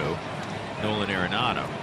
And then he singled up the middle in the 5th, and he has scored the only run for the Braves. 5 hits each. And Tommy misses there. It's 2-0. Attendance very similar to last night, 13,683. Last night there was 13,920. So you said what? There were fewer tonight? You were yes. right. I mean, did you count them during the anthem? I did. Started in left field, worked my way around. 2-0 on Simmons. And the changeup in there for a strike.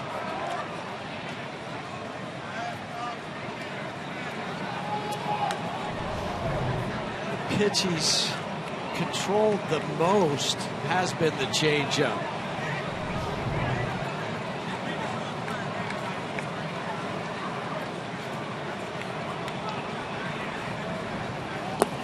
Three and one.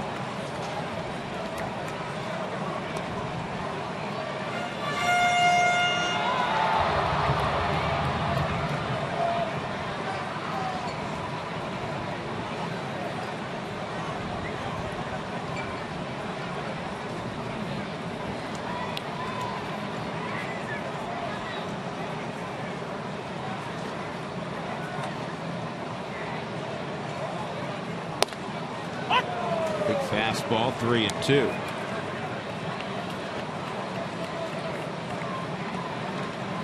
Just repeat that delivery. Stayed on line, didn't fall too hard to first base. When you do that, you jerk your head, and that's what pulls your arm with it.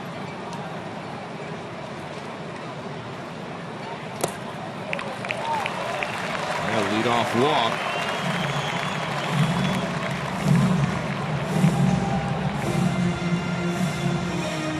Taken long. Steve Foster, after one batter's going out. With every challenge call, the Subaru Eyesight Review will determine the outcome. Love, it's what makes a Subaru a Subaru. Michael Bourne coming up. Walt knows that the issues for Tommy Kahnle is his ability to repeat that delivery and throw consistent strikes. 25 walks for Kahnle now, and what, 32 2/3? Yeah, that's what's gotten him in trouble. You can't maintain that. I mean, you're talking about almost walking a hitter an inning. Tommy has great stuff. We all understand that, but he's got to harness it. It's the same thing we discussed with the guy who preceded him in the ball game, Jairo Diaz. Jairo did a nice job tonight. 1-2-3 inning.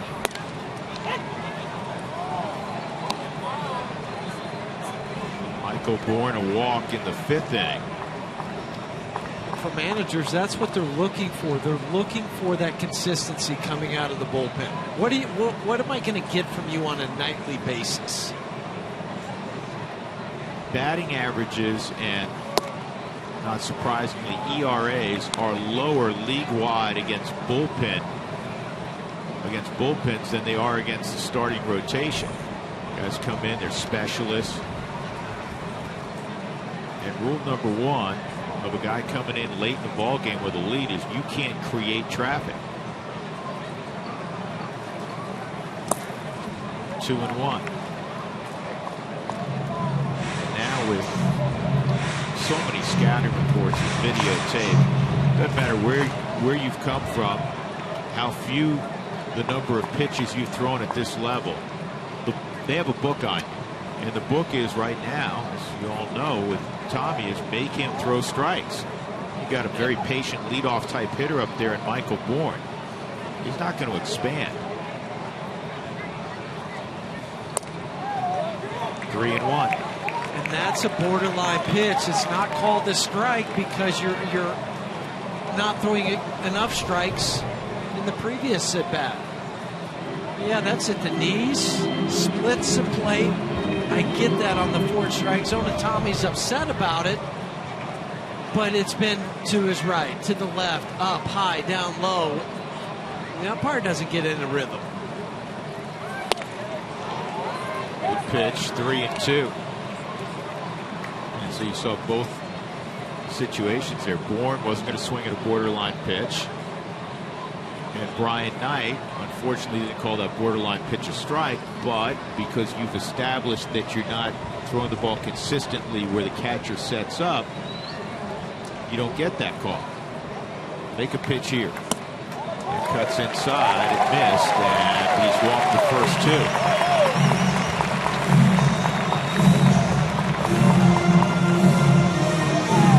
Friedrich's up again. It's got to be. I mean, if Walt chooses to go to him, he's ready. Second time he's been up tonight. Frustrating for Walt.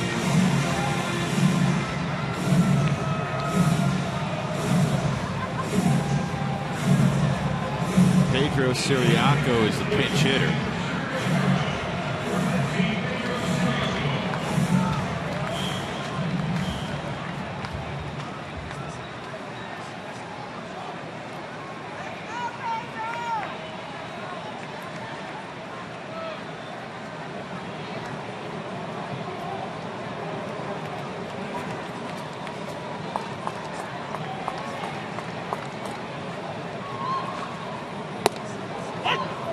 Inside corner for a strike. Ciriaco started for Simmons at short yesterday. He went 2 for 4, so robbed of a hit by Nolan Arenado. So he swung the bat well yesterday.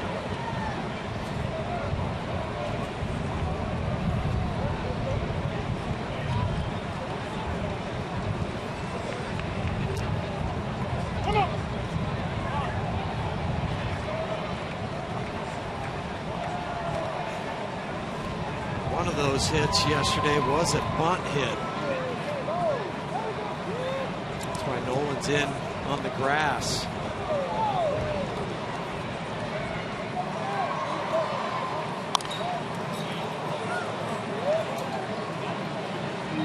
See the difference on the swing from Ciriaco being behind in the count 0-1. A defensive swing.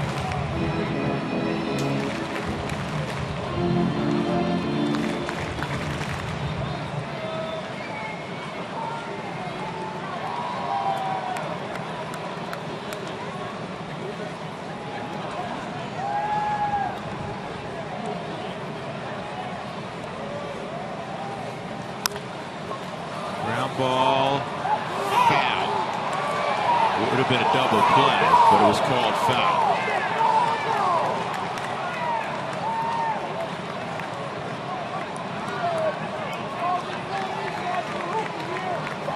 Real close. I was just looking down and seeing if Nick was going to relay any information to the dugout. And then from that angle, even that angle looked foul, but Nick kind of put his glove off to the side and said, like, don't look for it. And Nolan well in foul territory. It's on the line. But where is it when it crosses the bag? Called foul by home plate umpire Brian Knight, and then confirmed from Larry Vanover. 2 strikes on Siriaco with 2 men on, nobody out. That's fair. There's 1. There's 2. And well done by Nolan. That is where his baseball IQ is just off the charts. He got the 2 lead runners. Normally, it's third to first. 99% of the time, it's third to first. But the ball was hit right over the bag so sharply, he felt like I had a chance to get the runner at second, and he got him. And he just did that a moment ago with the ball where he caught it, stepped on the bag, and threw across. But this time, it's like a quarterback that can slow a play down. Nolan can slow that play down in his mind before he catches it. The second thing he did was he took his right foot, once he caught that, took his right foot immediately to the bag to plant off that to make a strong throw to second base, instead of taking that extra half step.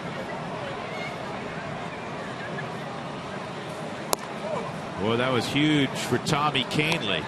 Nolan Arenado with 1 swing gets 2 outs, and he prevents anybody from being in scoring position. Nolan looks like he's playing a video game on the easy level. He does, doesn't he? Markakis has been a tough out all night. 2 for 2 and a walk. Driven in the only run of the ball game for Atlanta.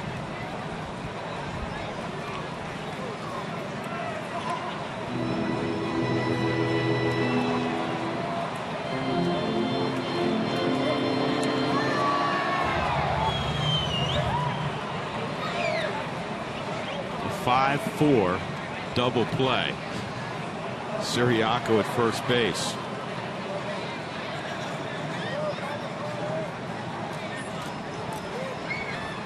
And it's 3-0. We're discussing the lower ERAs for bullpen members versus starting pitchers league-wide, major league-wide. In the National League this year, hitters have produced an average of .261 against guys that start games, just .245 against relievers. That's the third walk. I mean, that's a 16-point difference. Get those starters this second, third time through the lineup. As relievers come in, they're asked to get most of the time just 1 inning worth of work, throwing that express fastball at 97, 98 mile an hour. 20 pitches, just 8 strikes for Kahnle. And now the go-ahead run, excuse me, the tying run at the plate, Nick Swisher.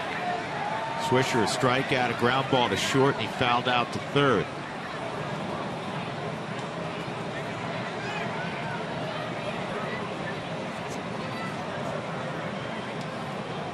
Rockies commit to 3 on the right side of the infield, and the fastball is too tall. Did you ever find when you were facing a guy that was a bit wild, that it also is tough to hit against that? It is. Because all of a sudden, you know, then something down the middle shows up, and it's almost like you're not expecting it. It locks you up. You think, oh, I didn't expect that one there. Like that pitch. I mean, it was a changeup. Pulled the string on him. But put in a spot that he hadn't thrown one yet.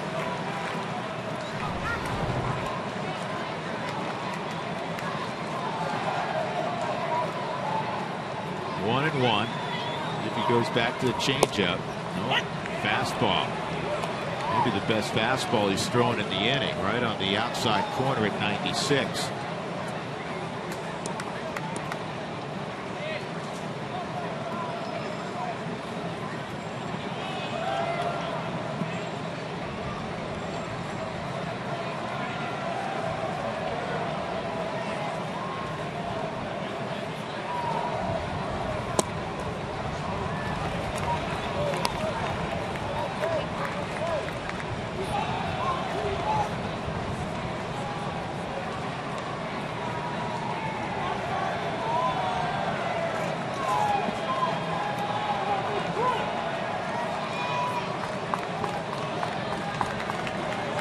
2-2.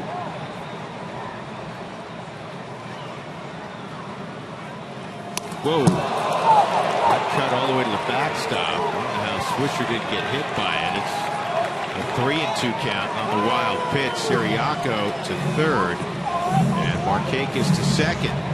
This ball cut nearly a foot. Nick set up away. This will be, if Tommy loses Swisher, it'll be his last hitter. Freeman on deck. Friedrich is ready. I hope Tommy can get him right here. 3-2 with 2 outs.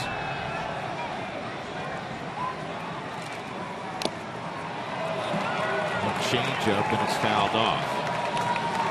I wouldn't be surprised to see another change-up.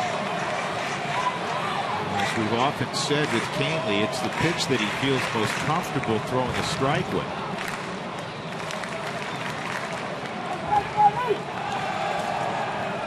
Guy's explosively strong. Just got to be able to harness it. 3-2. And he missed with a changeup barely. And now the bases are loaded for Freddie Freeman, and this small crowd will come to life. And Walt Weiss, I'm sure, will climb the steps of the dugout and bring in Friedrich. 4 walks in the inning. Nobody has scored because of the double play produced by Nolan Arenado. There's no history between Friedrich and Freddie Freeman. Just going on pure matchup, left against left. 4-1 Rockies.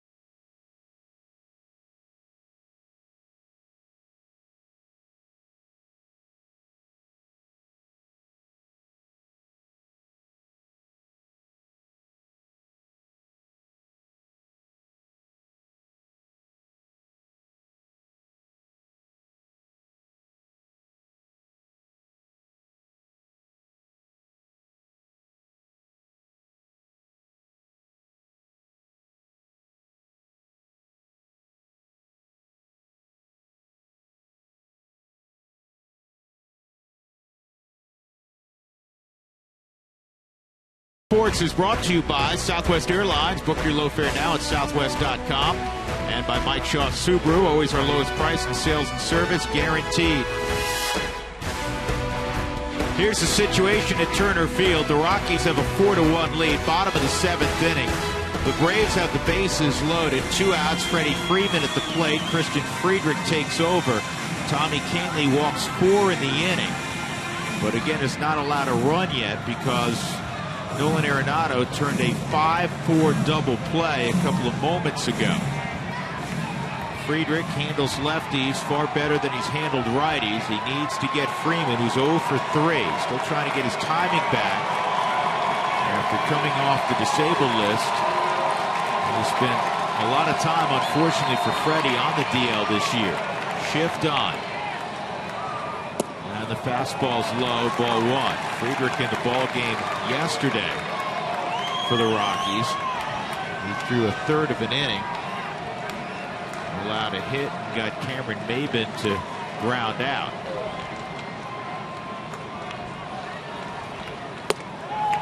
And 2-0.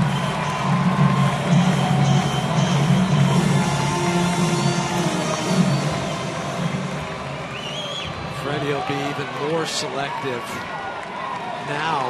He's choked up on the bat about a half an inch. More bat control.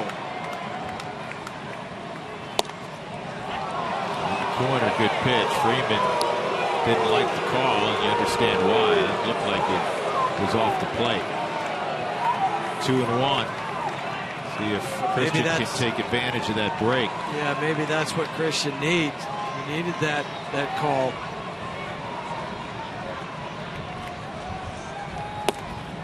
That's in there. 2-2. That one did catch the zone, but Freddie's still upset from the 2-0 call.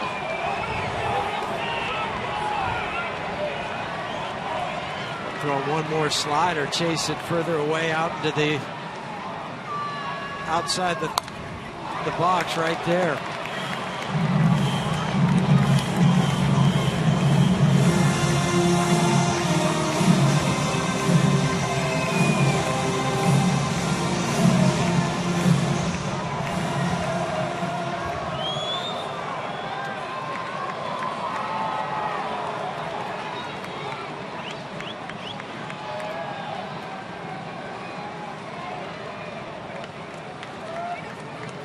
Two and two with the bases loaded.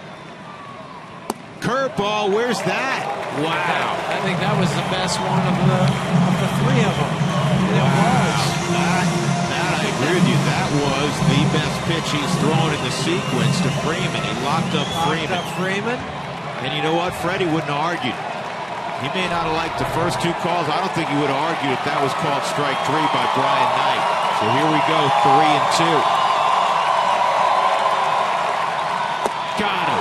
Beautiful pitch. He went with a slider, and Friedrich gets the Rockies out of that seventh inning mess. Tommy Kahnle walked 4, but the Braves do not score. Great pitch from Friedrich. 4-1 going to the 8th.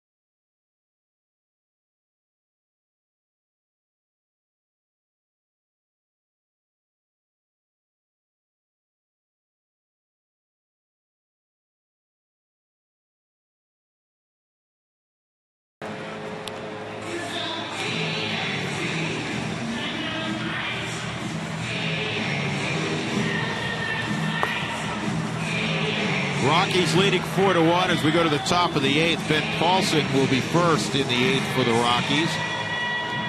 The day after every Rockies win, get 50% off your online order at Papa John's. The promo code's ROCKSWIN at papajohns.com. Let's look at that slider again on a 3-2 pitch with the bases loaded to Freddie Freeman. And he just kept throwing it, enticing Freeman. And the last two sliders from Christian Friedrich were the best two of the night. Bailed out Tommy Kahnle, who had walked 4. Not many times you can survive an inning without giving up a run when you walk 4 guys. Helped by the double play, the 5-4 double play. Pretty good story on the mound now. Peter Moylan from down under. He's from Australia. Between 2006 2012, one of the better setup men in the National League. Then he had Tommy John surgery and missed all of last year. He just got back to the big leagues in his second tour with Atlanta a few days back, and it was his first appearance in 2 years in the big leagues. 0-2. And this is on the ground to second. Jace Peterson makes the play, 1 out. Now that'll bring up Nick Hundley. Shows you that Tommy John surgery, guys are coming back from that all the time. Still about a 90-92% success ratio.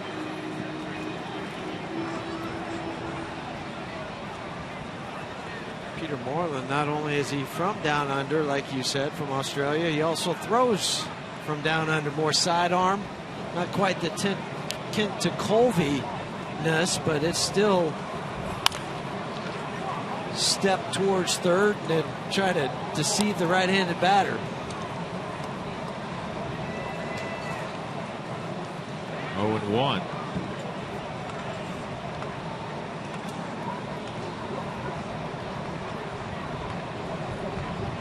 And the Rockies trying to end a 4-game losing streak. It's out of play.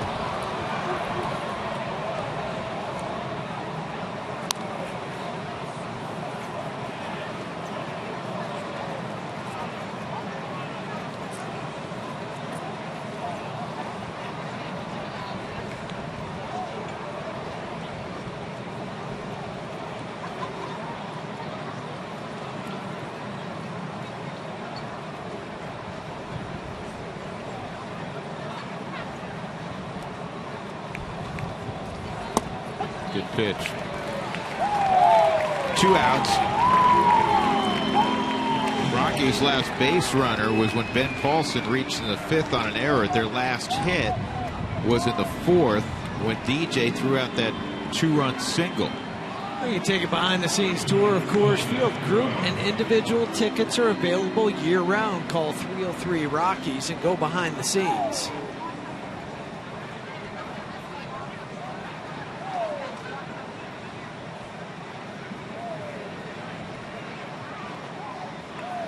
Matt McBride was hit by a pitch in the 4th and would come around to score on the single by LeMahieu.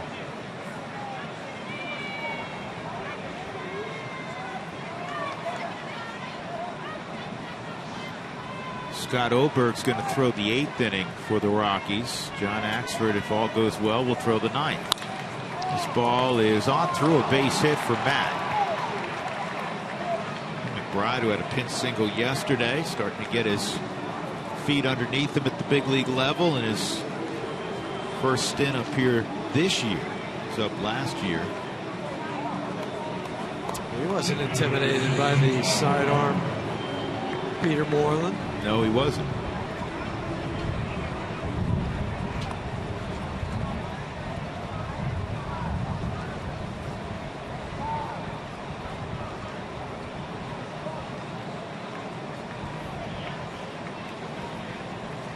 Outside on Kyle Parker.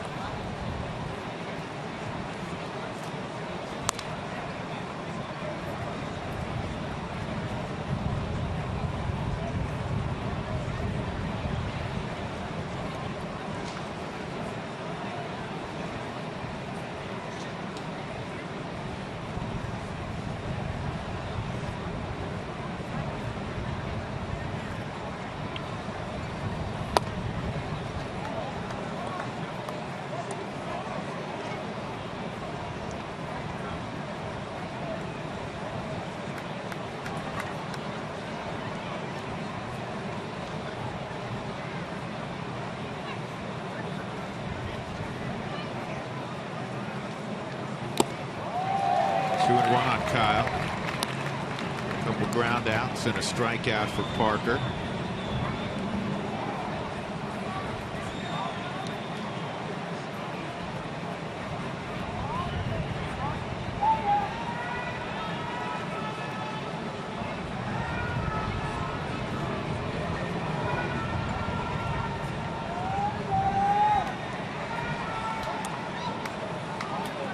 McBride dives back in.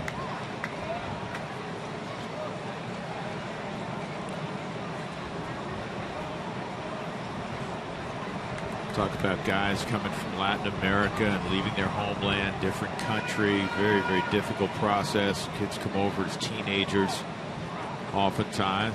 Peter Moylan came over as a young man, I mean, a world away. There have been a number of players from Australia. Well, that's why this is an international game. It is an international game. You see the Little League World Series, Huey? Team from Uganda. I mean, they didn't even. There's one baseball field, one Little League field in Uganda, the entire country, and they're doing nicely. Watch some of those kids play, and you would think they, grew up in Southern California, been playing their whole lives. It really was impressive. Moylan was impressive in the 8th. 4-1 Rockies.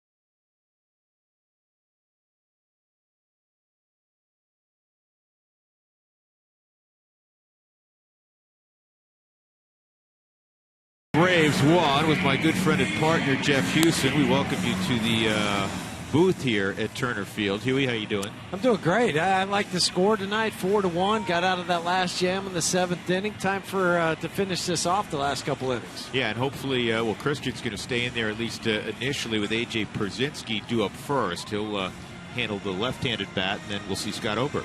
And that's why Christian came in to face Freddie Freeman. And a nasty slider to strike him out. Then you get the left-hander A.J., then you go to the bullpen, bring in Oberg. But tonight, you look at the start from Chad Bettis. You just don't want to waste that start.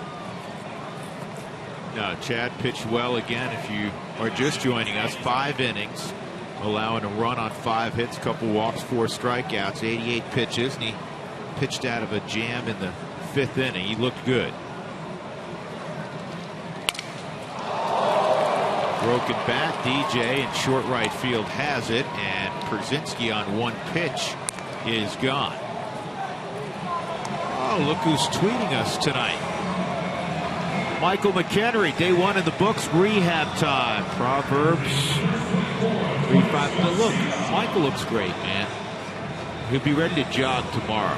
Well, not with the brace. I don't Probably think. not. Yeah, I don't think Dr. Noonan will allow that. Tom Noonan, the Rockies' terrific orthopedic surgeon, who's done some work with our boys also. He's handling Michael's surgery. So back, get well soon, buddy. 4-1 Rockies. Friedrich did a nice job. Oberg will be on when we come back.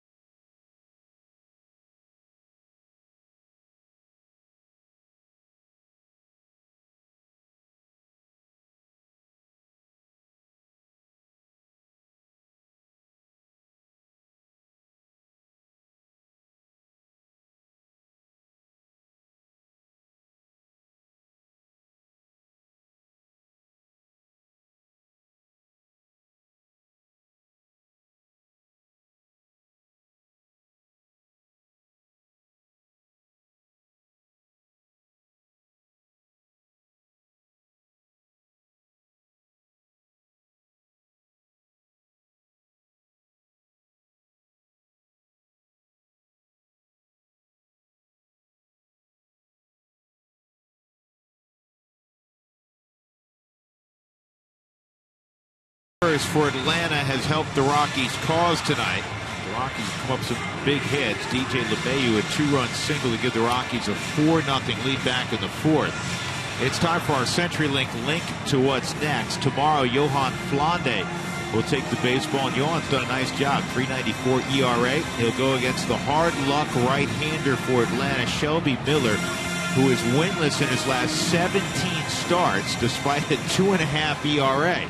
And a 2.01 ERA at home. They just don't score for him, period. No, batting average against for Shelby Miller's .223. Here's Adonis Garcia. Been a tough night for the 30-year-old Cuban who has committed 3 errors, and he's 0 for 3 at the plate. Mom said there'd be some rough days.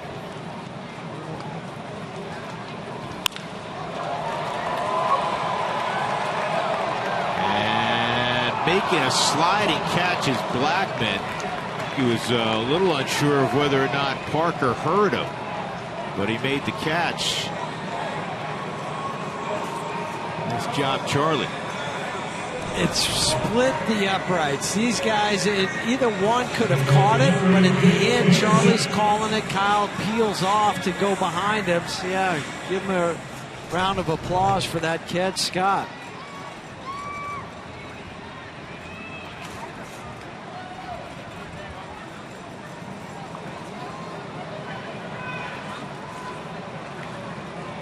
Chase Peterson, and he swings and fouls off the first pitch.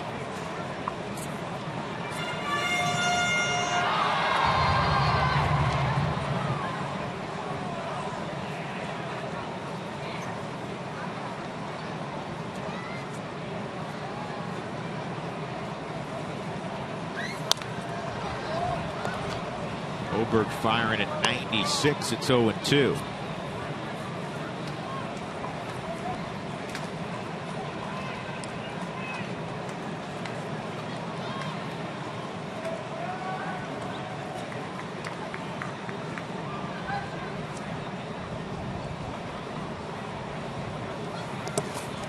Slider bounces up there. Couldn't get him to fish. 1-2.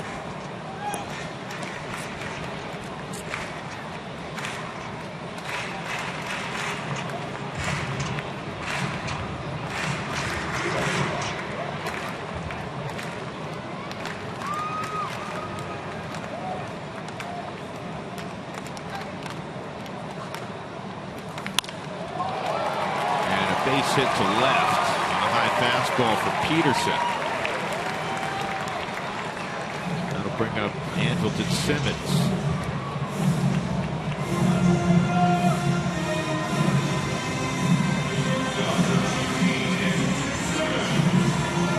Simmons tweaked his knee a few days ago in Chicago. Missed the last 2 ball games. Looks fine tonight.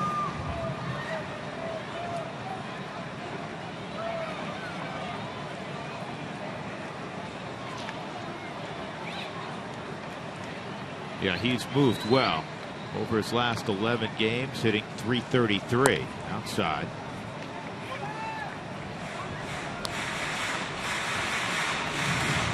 He's showing more patience at the plate. That's been a key for him.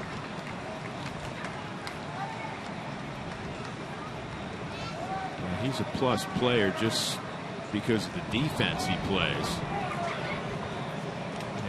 Continues to hit in the 260 range. This is going to help out. Oh, wow. Reyes had what on the redirect, which should have been, I don't want to call it an easy play, but he should have been able to get it out after the ball ricocheted off of Oberg, because if it doesn't ricochet off of Oberg, it's right up the middle. First and second. Jose just didn't pick it up cleanly. No, Scott threw it off the cleat. Like a skate save by a goalie. Redirect. I think that's part of the problem when he tried to backhand it. If he feels that and just turns the glove over and funnels it, that ball had some English on it, it's not going to slip out of the glove as easily as it does on a backhand. So 2 on again, 2 outs, and Michael Bourne He's walked twice. He's 0 for 1. He's really struggled with the bat. And he fouls that pitch off. They're actually calling that an error on Reyes, not a base hit, so E6. Second error for Jose in the Rockies uniform, 14th on the year.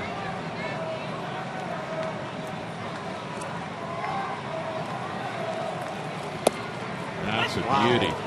How much did that ball break? A lot. 96 miles an hour, and then you get one of these. This curveball, 0-2. The boy doesn't know what's coming. Oh yeah, you really have to finish that pitch to get the rotation that you need, and the revolutions. But back to the curveball. I'm sure Mike McHenry's calling the game along with Nick Hundley. As he's not in and out, maybe from the pain meds. What pain meds? He ain't pain meds. Tough man. 1-2. 8th inning. Rockies leading 4-1. Been 4-1 since the 5th.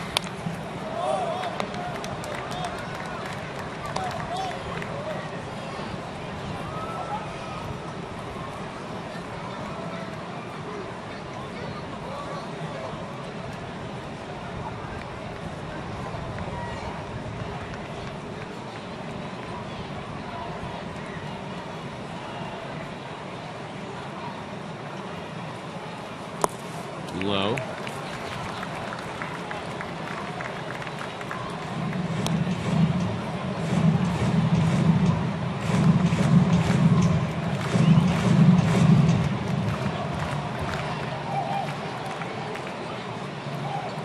Throw him another curveball.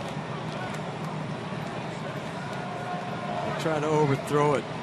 Put it where you put that one for the second strike. Like that. On the outside corner, strike 3. Froze him with a curveball to end the inning. And we'll go to the 9th. The Rockies maintain their 3-run advantage.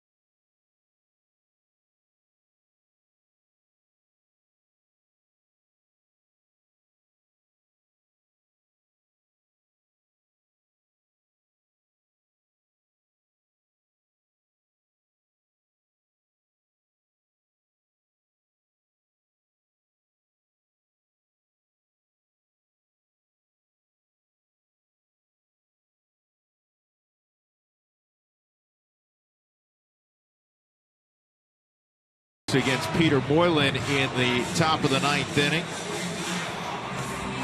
Freddie Gonzalez did the old go out and warm up, take your 8 pitches so I can buy some more time for my guy in the bullpen move.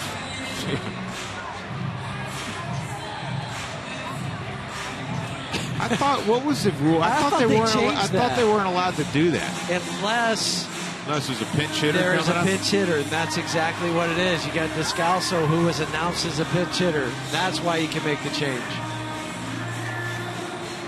So we'll go to another commercial break.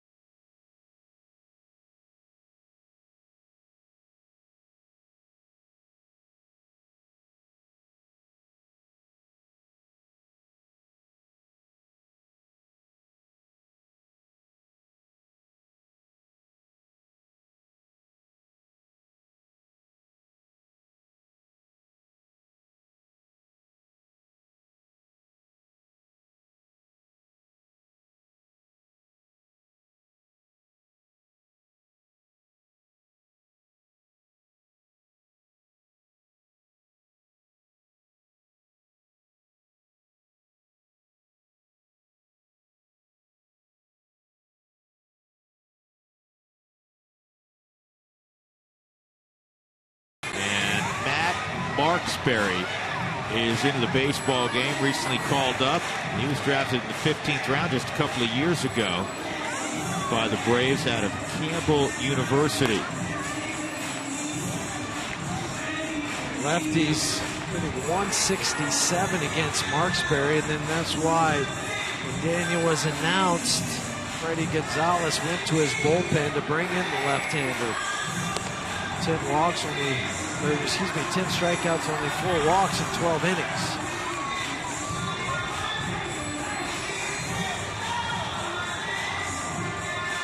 Daniel Descalso is going to be the pinch hitter.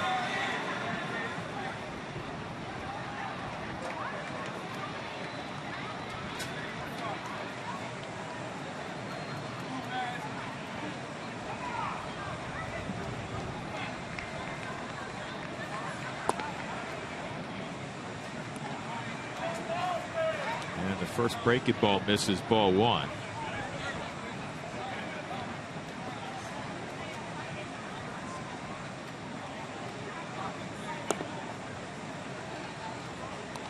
Campbell University, located in Blue Creek, North Carolina. You know what their nickname is, don't you? I think the Camels? They're the Fighting Camels. They're not just the Camels, they're the Fighting Camels. Come on.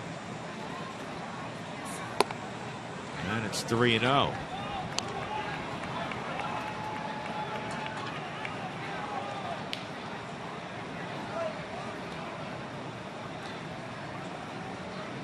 Of course, their mascot is Gaylord the Camel.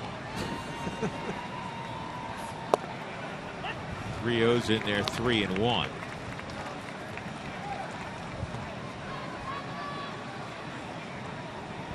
Yeah, the Perry brothers went to Campbell, played baseball there, Gaylord and Jim. I did not know that. They were Fighting Camels, 3-2. How do you get a university in North Carolina as the Camels?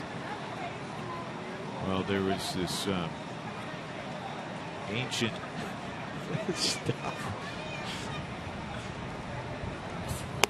High ball 4.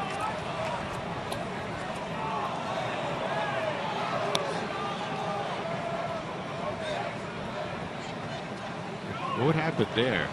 Descalso flipped his leg guard and Brzezinski. They're laughing about it. Yeah, Didn't mean to. Good time. Yeah, didn't mean to do that. So Daniel at first and Jose Reyes at the plate.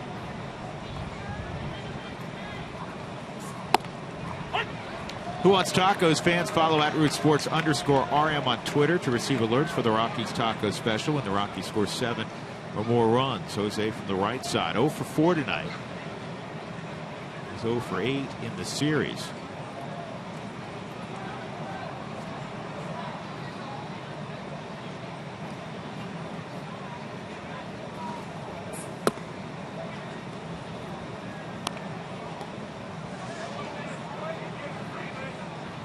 Proud scout. Player development side of things. Very pleased when you get a 15th round pick to the big leagues, especially when it takes just 2 years. But this kid's got a nice left arm. 93 to 95 miles an hour.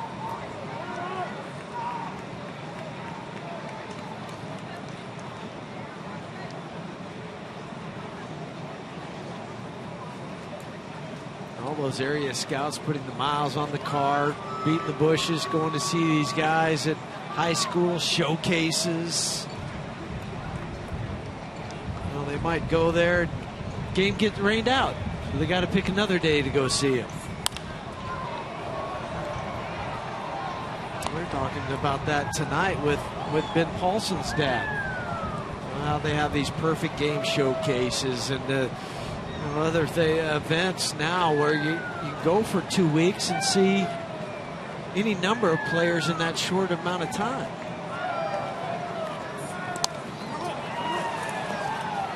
That went through. There was no contact, so Descalso on the wild pitch is in scoring position.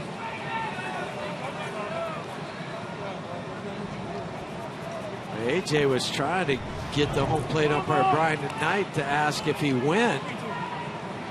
That skipped off the front edge of the plate over the glove and shoulder of Brzezinski.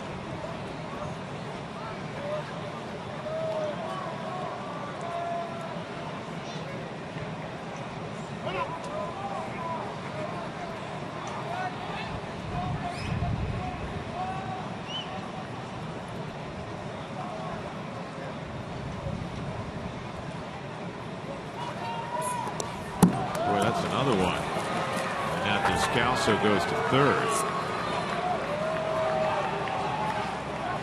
It's identical wild pitches.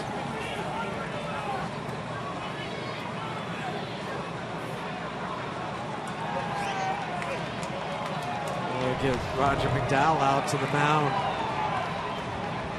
I'll take that back. That one skipped even further out in front of the plate. I thought that went off the front edge.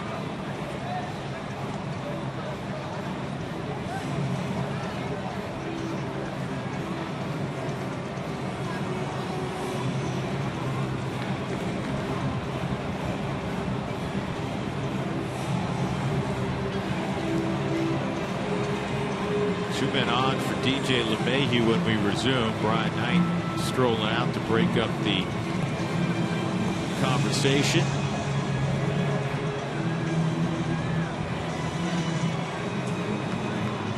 We were talking about scouts a moment ago. Mentioned Alan Matthews, the area scout. Georgia, North Florida, being here last night. Danny Montgomery, special assistant to the GM, is in the ballpark. He's been here the last 2 days. And DeMont not far from his hometown of Charlotte, which he doesn't get to see that much. You know, he and Stu Cole, DeMont and Stu Cole, see if we can find DeMont in the crowd, but he and Stu Cole played together at UNC Charlotte.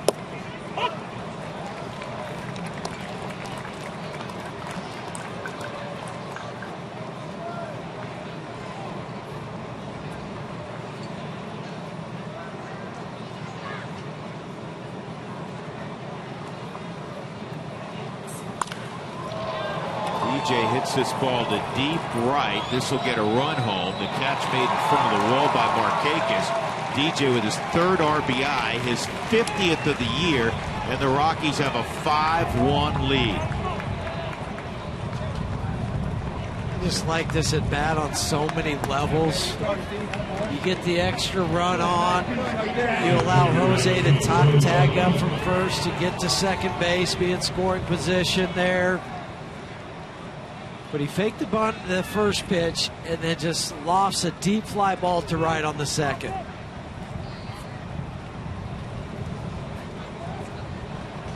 Here's Charlie, a single back in the first. Fly ball, line out, ground out since then. RBI out there for Blackman, hitting in the 3-hole for the first time this season. Cargo day to day with that inflamed right knee. He is available tonight. We're told that before the ball game. Walt's trying to stay away from him, hasn't needed him. This is in the air, left center field. Swisher's going to grab it, 2 outs. So you had Stu Cole, you had Danny Montgomery at UNC Charlotte. Do you know there's a big league umpire that played with him at UNC Charlotte? Also a good baseball program, as you know. Yeah, I do. I don't know who the umpire is. We just saw him. Fielding Colbreth. Crew chief. That's right. Fielding Colbreth.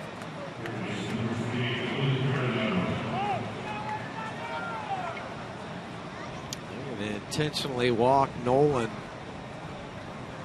to get to the left-hander, Ben Paulson.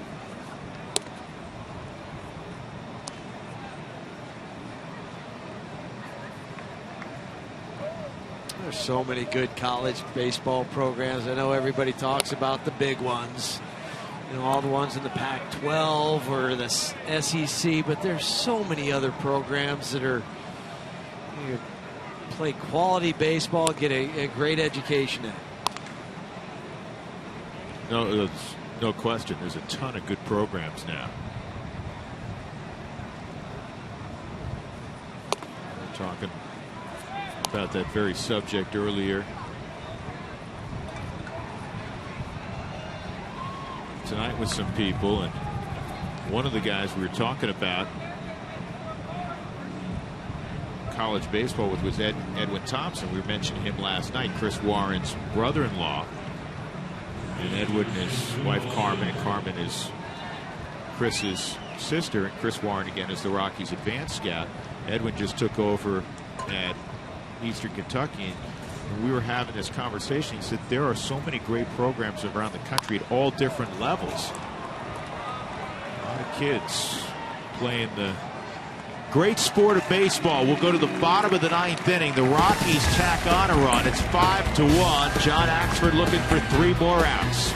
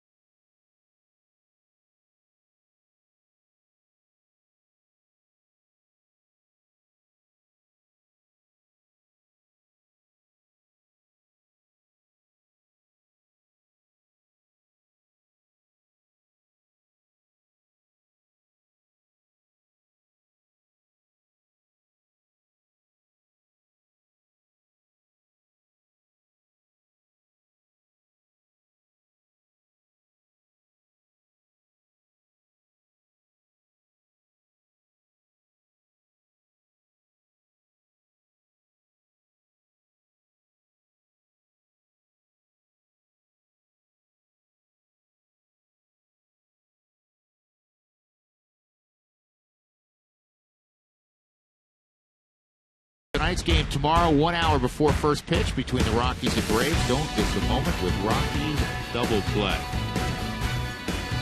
5-1, the Rockies leading in Atlanta. Middle game of a 3-game set. Drew Goodman, Jeff Houston, Mark Stout. Go to post-game show with Jenny Cavnar coming up after the ball game. John Axford looking to close it out.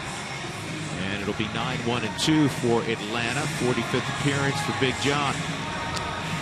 Has been inserted back into that closer's role after losing it for 2 or 3 weeks.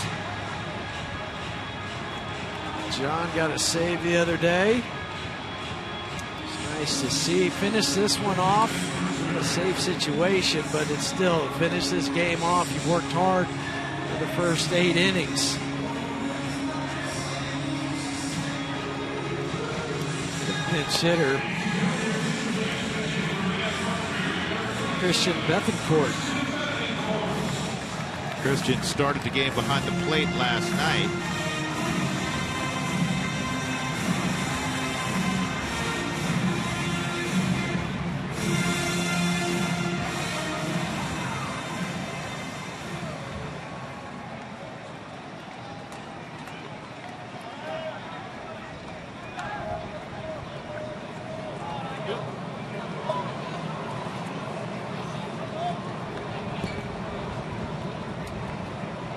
So Axford ready to go.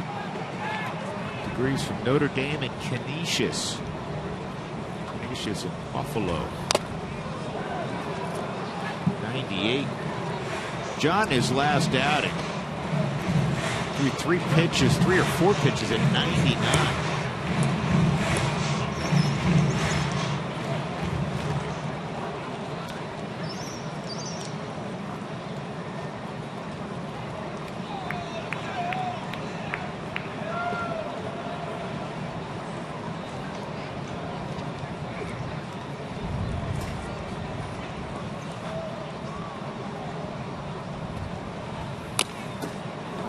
Two strikes on Bethencourt.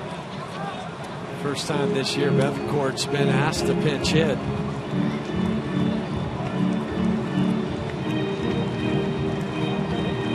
On the year, 192 average.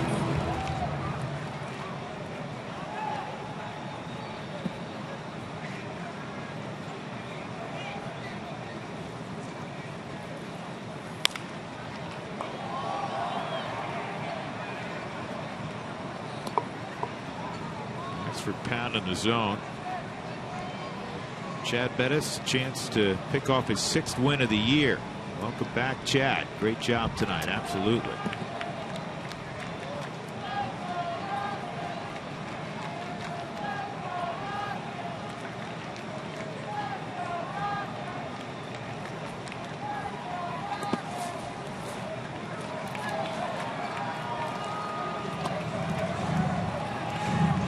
On Bethencourt, who's from Panama City, Panama.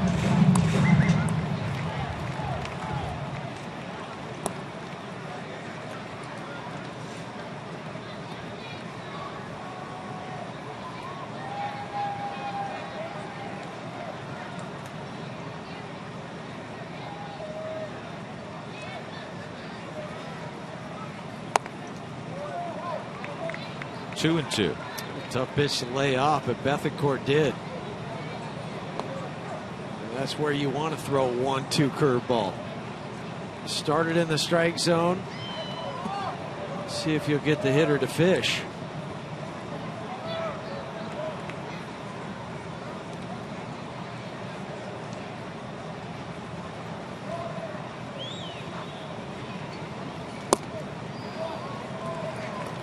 And it's 3-2.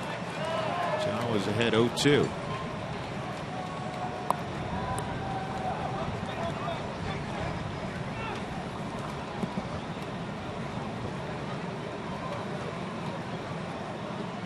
Braves have left 10 on tonight. The Rockies have left 9 on.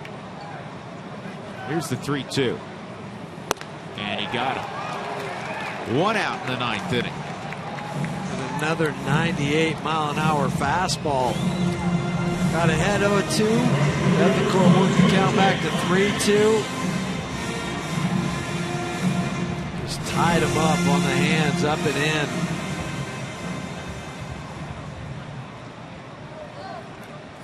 We fast forward in baseball 10 years. The average reliever is going to throw 100. And the average starter is going to throw 98. That's what it seems like it's going to go to.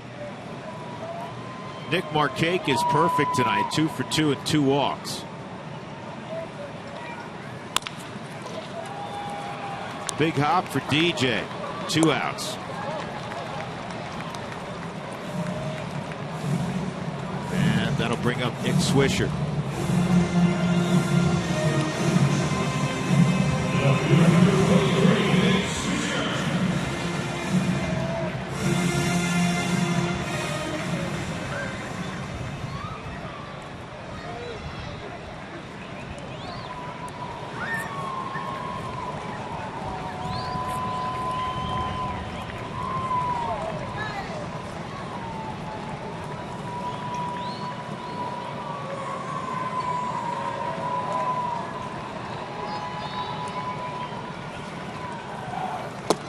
Fastball on the outside corner, just sitting on 98. It's 0-1.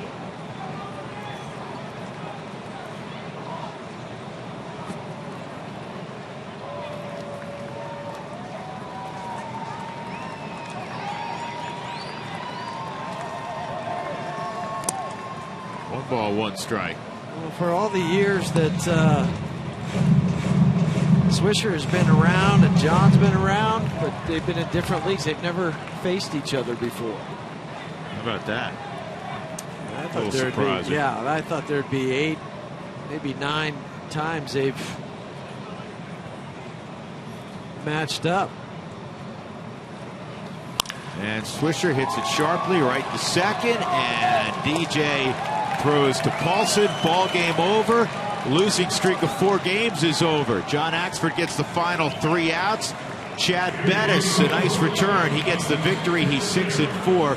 Fultonevich takes the loss. He's 4-6. So the Rockies win it 5-1 tonight over Atlanta. Tomorrow they'll try to do something they have not done in Atlanta since August of 2002.